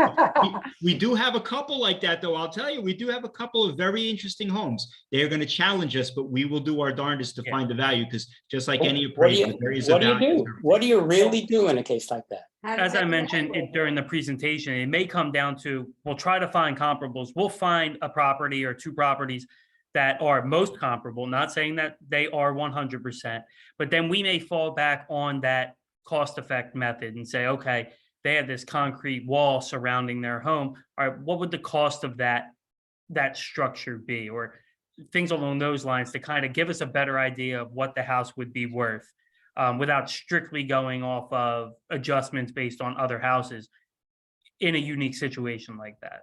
Do you fall back on replacement value and value of land, for instance? Well, value of land is obviously always accounted into your assessment, no matter what property. What about replacement value? What it would cost to build the thing again? Yeah, and that's something we would most likely in this unique situation have to look at. To the extent of what we'd have to look at it versus the homes that are comparable, I'm not sure. We'll have to take a look at that when the time comes up. But a house like that, we'll probably spend 3 or 4 times the effort and the attention on that property to make sure it's fair and equitable compared to some of the other ones where comps are there across the street. It's going to be tough, but all right. Thank you. It's going to be a big effort. All right. Thank you. Thank you. Oh, sorry, I didn't mean to cut Peter off with his thank yous. Phil, I just wanted to do a time check. We're at 6 to 9. We've got 7 hands, and by my tally, only 6 of them haven't spoken yet. 1 has. So I just wanted some guidance as to how you wanted to move forward. One of the things, I know we said that we didn't have a time limit, but some of the conversations have gone on for almost 20 minutes, which is why I said it around 8 o'clock. Could we try and focus it a little bit more so that everyone can be heard? At this point, if the panel is willing, I'd say we go no further than 9:30. We try and get to everyone who has not spoken yet, but we will close at 9:30. Great, thanks, Phil. Next, I see Edward. If you could just tell us your name and your address, please. Hi, this is Betty Epstein. I live on Cedar Avenue. So my question is, I think Ron said that you're going to, part of the estimate of the price is square footage, and then trying to find comparables. So I have 2 questions. First of all, square footage. If I have a 2-bedroom house, it seems my value should be less than a 3-bedroom house, even if it's the same square footage, because it's a different market that it's appealing to. You have a porch. And secondly, will you tell us what houses were used as comparable to our property? Thank you. Then you hit a porch. So to answer your first question, that's why we do the interior inspections, is so we can tell the differences. Even if your square footage is exactly the same as a comparable we're using, we then can make monetary adjustments based on if you have a finished basement and the other house doesn't, or vice versa, number of bathrooms, if you have a fireplace and they don't. So it's never, a one-to-one comparison based just off your square footage. We are going to make adjustments based on your house and the comparable house to come up with your own unique number, your own unique, value to your home. And then, I'm sorry, what was your second With question? the comparable data, will you share it? Oh, yes, absolutely. So when you get that letter with your assessment information on it, it will have your assessed value. It also have our contact information. Since we have to send out close to 3,200 residential letters, we can't put that on the letter, but if you are interested in seeing what the comparables were, you can contact us during the informal phase, and we can give you the properties that we used. Now, it won't be detailed in terms of what they sold for, what the house consisted of, but you can have the address of each house that we used for your specific property, and then, do the research based on that information. Okay. Okay, thank you. All right. Sorry, I have to lower hands as I go, otherwise I get confused. Looks like Tina K is up next. If you want to give us your name and property, please. Tina? Oh. I think you muted yourself inadvertently. Hi, this is Tina Cap, and I apologize if it was already answered. I joined the call late. Since this is a high, I guess property values are inflated at this point, why are we not doing it 2 years from now, or why didn't we do it a couple of years before this year, when it seems to be a normal environment? So any type of reval like this is not done by, Mr. Mancuso, the assessor. It's not chosen to be done by the council or by the town. Typically, any type of process for a reval is ordered by the state, who is then, ordered by the county, who is ordered by the state to hand it down. So this is not Mr. Mancuso's decision to say, oh, the market's high, let's just do it now while we can. We are constrained by a certain timeline that we have to abide by. It just so happened that things were ordered and we have to execute this revaluation during this current, I'll call it an increase in home value. Can I pose a kind of a question to Tom that I think might get at this question in a different way? What if we had done the reval 2 years ago? And what would you be doing as the assessor now? Right now, I'd be monitoring to make sure there weren't neighborhoods that I have to raise. In other words, in my other town, I do raise and lower neighborhoods, and it does prove a little bit difficult when you have a market like this, because you're trying to do specific areas that are falling outside of the parameters of everyone else, right? So by doing the whole town, we're using all the same data, all the inflated data that is out there is inflated throughout the town. So we're using the same data. And again, if that inflated data holds for the next 2-3 years, then fine, everything is okay. But if I find that after 2023, that, well, this neighborhood or this neighborhood it truly was inflated and the market's not holding that data, we can come back and take those areas down or raise them further if they're falling out of line with the rest of the town. So it really doesn't matter that we're doing it in a hot market or not. It makes the reval firms life a little harder, because you're trying to, you got to like dig a little harder to find out what were the extraneous circumstances that impacted this sale. Were there any? Why is this one so much higher than the rest? It just gives them a little bit more work, but it's not impossible to do. It's just more work for them. They still have to do it, and they're used to it. This is what they do. Thank you. I got a follow-up question. We have a detached structure. Is that part of the assessed value? Yes. So when the field inspector comes to your property, we simply just we visually are able to categorize whether it's a shed, garage, pool, etc. And then we measure the dimensions and notate the condition of the detached property. Or structure, detached structure, my apologies.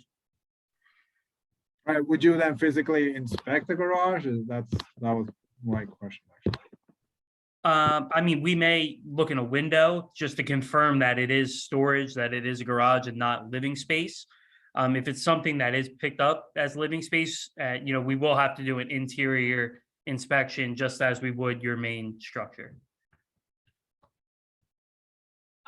And then you guys also mentioned earlier about the card of notation and what's in the homes, right? Like if there's 3 bedrooms, 4 bedrooms.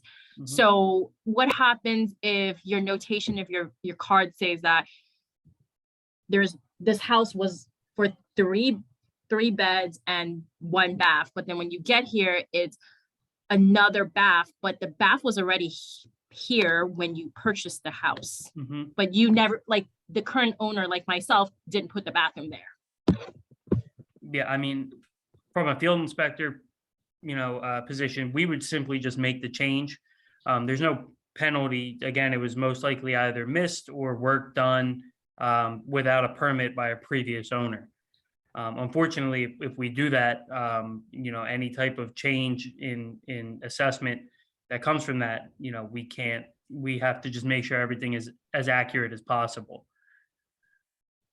If you're asking if we're going to go back to the construction department and say a bathroom was added and we don't see a permit, that's not what the reval firm is here to do. They're just there to see what is physically in the house at that point in time.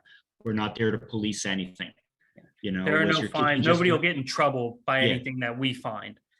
Because we purchased a home and there was a bathroom. It was listed as 1 bath, but we saw a half bath here when we got in. So that's why. Okay. Okay. All right, that's it. Thank you so much. Appreciate you guys tonight.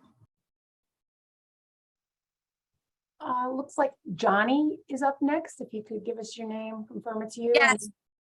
This is Johnny and Ricardo at 371 North 4th Ave. Yes, so the only question I have is if the assessor comes by, is there like a document or something that I can reference to like be able to show the assessor all of the necessary information for a proper assessment? In terms of like interior information? Yeah, the interiors, as far as like the things that we've added to the house since we've purchased the home and so on and so forth. Well, again, I mean, the field inspector that comes to the home, we visually confirm everything. We don't necessarily need documentation that everything was done with a permit per your town's guidelines. Okay. If it was done with a permit, Mr. Mancuso and his office would have done an added assessment and updated the record, and it should already reflect your property record card. And that's something we would just verify when we come by and do our inspection. Okay, and then just a quick other question. Someone during the presentation mentioned new tax rates. Are those rates referring to the new assessed values, or is there an actual change in the percentages? They work hand in hand. So your property taxes are determined by your assessment of your property and the town tax rate. So typically they work hand in hand. If one goes up, the other goes down, and vice versa. So in this situation, with the way things haven't been done in 30 years, reval hasn't been done in 30 years, your assessment is going to go up on your property. So in turn, the tax rate, the borough tax rate will go down. It's just a matter of what it will go down to, and then in relation to your new assessment for 2023, what your change in taxes will be, either an increase, a decrease, or they'll stay the same. Okay, thanks for answering my question. Thank you so much. Have a good night.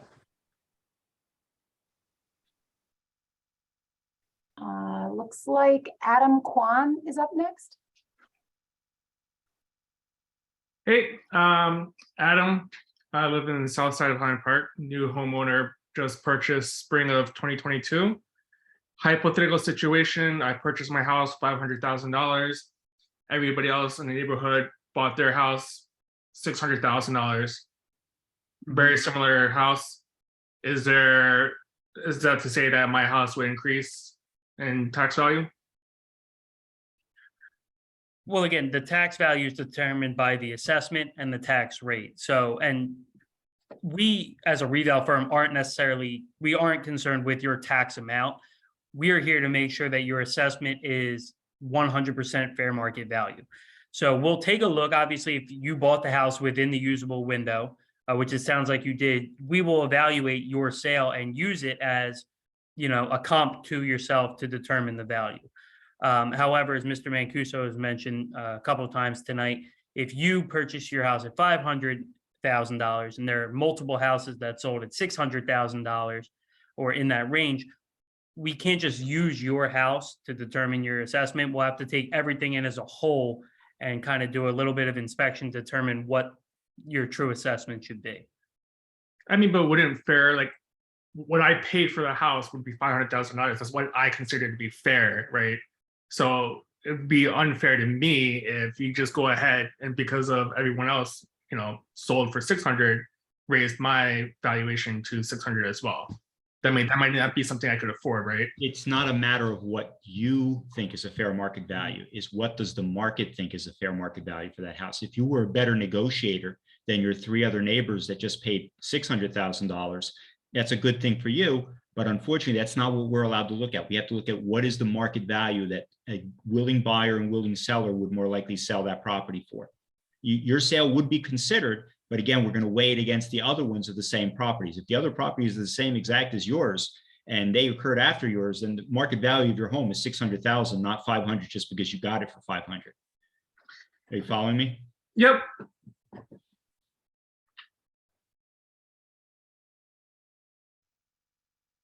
I think Michael Britton is up next.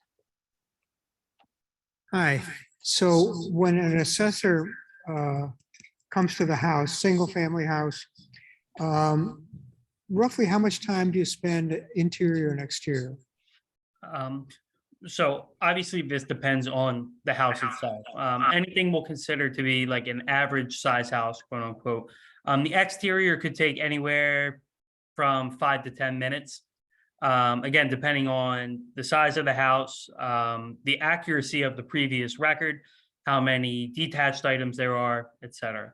Interior inspections, again, there's no measuring, there's no interior photos being taken. So if we're, have the consent and cooperation of the homeowner to just do a free inspection, it should take relative to about 5-10 minutes as well. Thanks very much.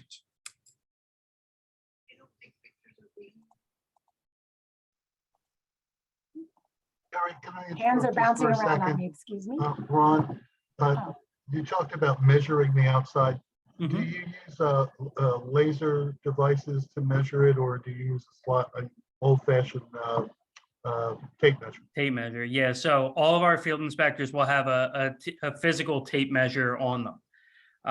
So typically what we do is we either hook onto the side of the house or we put it in the ground and walk along the length of the house to determine the length and width. And then Thanks, we Ron. also I segment out, appreciate story heights to make sure it's accurate. Looks like Diane Hoffman is up next. Hi, Diane. Diane, you may need to unmute yourself. Thank you, but my question was answered. I thought I put my hand down. I'm Okay, sorry. no worries. And Phil, I do have one repeat questioner, but I think we're within our time frame. So do you mind if I call on them? You're muted. I'm assuming you're saying yes. Okay. All right, Shelley, Sal, you're up again. Yeah, I just learned a huge lesson. Don't just ask one question so other people can go, instead. Yeah. Anyway. Well, we got to you. So what's your Oh, question? you did. You did. I really appreciate this. In any case, I wanted to, at one point, I was trying to sell a property years ago, and we had a lot of land in relationship to the house. From what I understand, it was not taken in consideration as far as the assessed value. And so in fact, we couldn't charge that much, or we couldn't ask that much because the value of the land really didn't matter to a lot of the buyers. Or the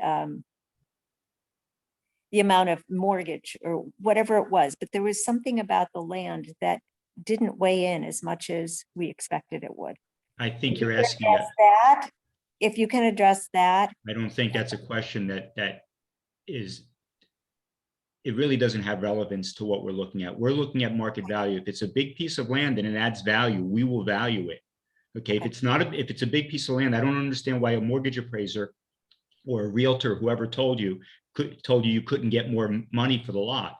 If the lot had subdivision capabilities, it would have been worth a lot more. If it had no subdivision capabilities, someone is typically going to pay for a little bit more for a slightly larger lot than they would for the smaller lot, right? It's just normal. it may have also been the timing. This And was that's- in yeah, the so late that's- 90s. It was in the late 90s, and there weren't many people necessarily looking. Yeah, Okay, and- that's one question. We can stop at that point with that question.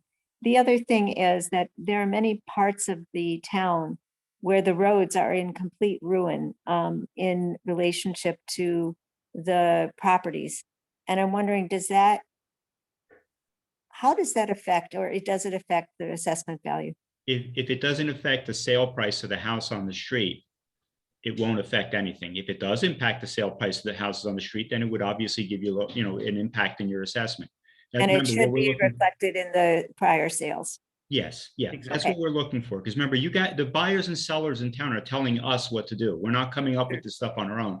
They're directing us. They're going to direct the Reval firm and myself as to how to come up with values.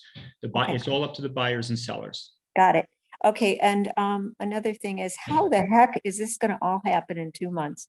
I'm just questioning, like, are there gonna be packs of appraisers that are gonna, find their way through all the streets and? So generally what we'll do is we will have multiple field inspectors out, again, Monday through Friday, doing what we call first attempts. That's when we come and knock on doors. Yeah. On a typical day, one where we're not slowed down by weather or anything like that, we can generally get somewhere in between 30 and 35 houses done a day. Exteriors, not in all interior inspections. So you figure if I'm out, I work Monday through Friday, I can generally get about 150 houses done just by myself. So, okay, say if there's 4 of us, that's 600 houses in a week. You'd be surprised how fast we can move through the town. Right. And for apartment owners, how is that done? Or people who are in their apartments? How are they impacted? So if it's a multi-family dwelling, so if it's, 2, 3, or 4 family dwelling, we do it just as if it's any other residential property. We knock on the door, we do the exterior, we attempt to do the interior of all, X amount of units at one time. Anything more than that, so anything 5 up to an infinite amount of units would be done as like a commercial business.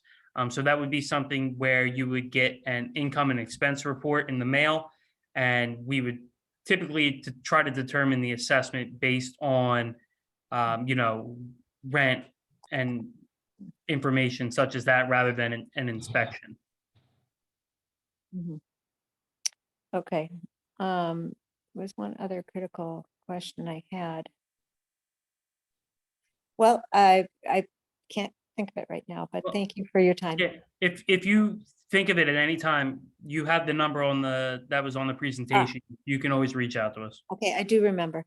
Oh. Please mention one more time, by when, like month, year, homeowners, apartment owners, commercial owners, when would they receive the new assessed value? So you will receive a letter in the mail. It will most likely either be in late November or early to mid-December. And that value would be your 100% fair market value as of October 1st, 2022. Okay, and another question, I'm not a renter, but do you think it is important for renters to pay attention to when assessments come out for the property where they are living?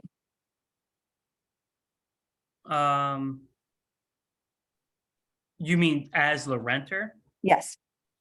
I mean, it can be important, I guess, for a renter just to know what the property is worth in relation to what they are being asked to pay rent. Yes. But again, that's more so a private agreement Okay. between the owner and the tenant. So I don't know if they would have a leg to stand on saying, well, the property was just assessed at X amount of dollars and you're charging me, rent that's not based on that. That would be a personal exchange. Okay. Thank you very much. Appreciate your time tonight. Stephanie, did you have something? I think that was our last attendee hand for now.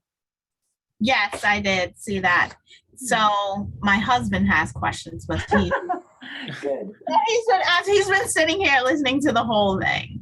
But so many homes in Highland Park, including ours, has this random toilet in the basement. Like it's like a random toilet. Is that considered a bathroom?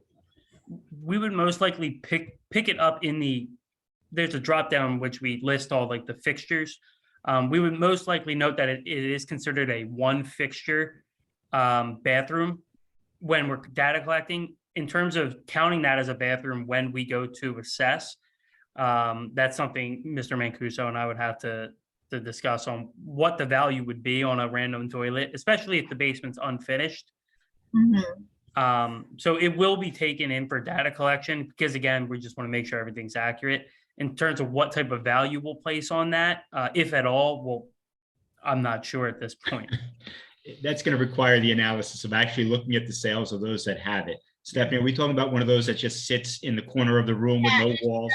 Yes, it's no walls. I came to find out it was like a mine toilet or something. I guess workers used to come. I don't know. That's what some history I found out when asking. Yeah, you need the historical society for that. A lot of houses like mine, which is 115 years, they put a toilet right in over the clean out just before the lines went to the outside.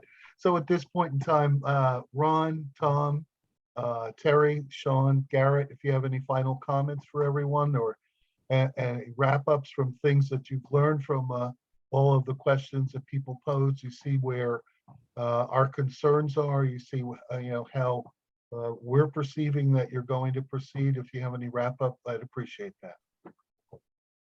Only thing I would like to just throw in, I'm sorry, I just want many of you, I know, I recognize names, you know how to contact me. If you're not sure how to get in touch with Ron or Tom, you can always contact me and I'll shuffle you to the person who can get the answer to you the quickest. So again, I just encourage you, the better information that's out, the more likely this can go smoothly. We get fair, accurate data because again, it's all about fairness and apportioning the taxes fairly according to how we do taxes in New Jersey is based on the market value of the house. So the better our data, the more fair it is for everybody. So we appreciate your cooperation and anything I can do to facilitate your comfort in getting through the inspection process, I'm happy to do. So I just wanted to put that out there. And I learned a bunch. I took a lot of notes, so I'll also hopefully be an ambassador of good information myself. And I would also encourage residents who've been listening to do the same. And this will be is being recorded and will be made available on our website. So if your neighbors missed it, tell them to check out the website. Give me a day or two to get it up there, but we'll be promoting that as well. So good information is our friend, I think, through this process. So I really appreciated everybody's questions and the answers that we got this morning. So thanks, Phil, for letting me talk a little. I would just like to say, to everyone that was here, one, thank you for all the questions because you're not only answering, helping yourself, you're helping all your neighbors, all the homeowners in the town kind of better understand. I want to reiterate and stress, if you have any type of preference, whether it be vaccinated inspectors, wearing a mask, wearing gloves, don't knock on the door. If you want a special appointment, please call us beforehand. That way we can put it in the system, we can notify our field inspectors, and we can avoid any type of issue come day of, so you don't walk out on us measuring your pool in your backyard when you didn't want us there.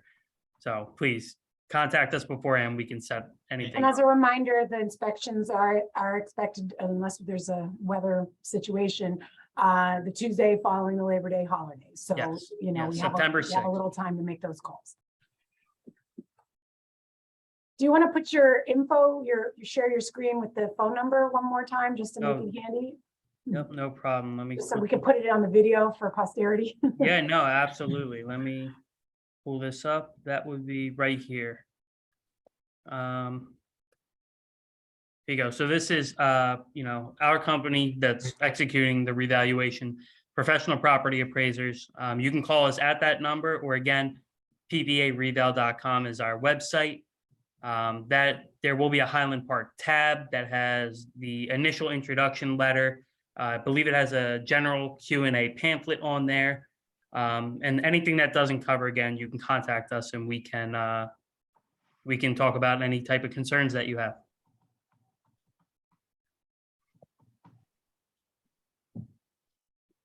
All right, Phil, Stephanie? That's all. Well, we are adjourned. Thank you all very much for the information, and thank everyone for the questions that helped to shape the conversation. I just wanted to say one more, like my last wrap up for all the residents here. It actually wasn't said that right now we have the highest tax rate in the county. So hopefully it's only one direction to go from here, which is down. So let's keep our fingers crossed and say our prayers tonight because I'm saying them. So thank you. All right, good night, everybody. Good Good night, everyone. All right, thank you.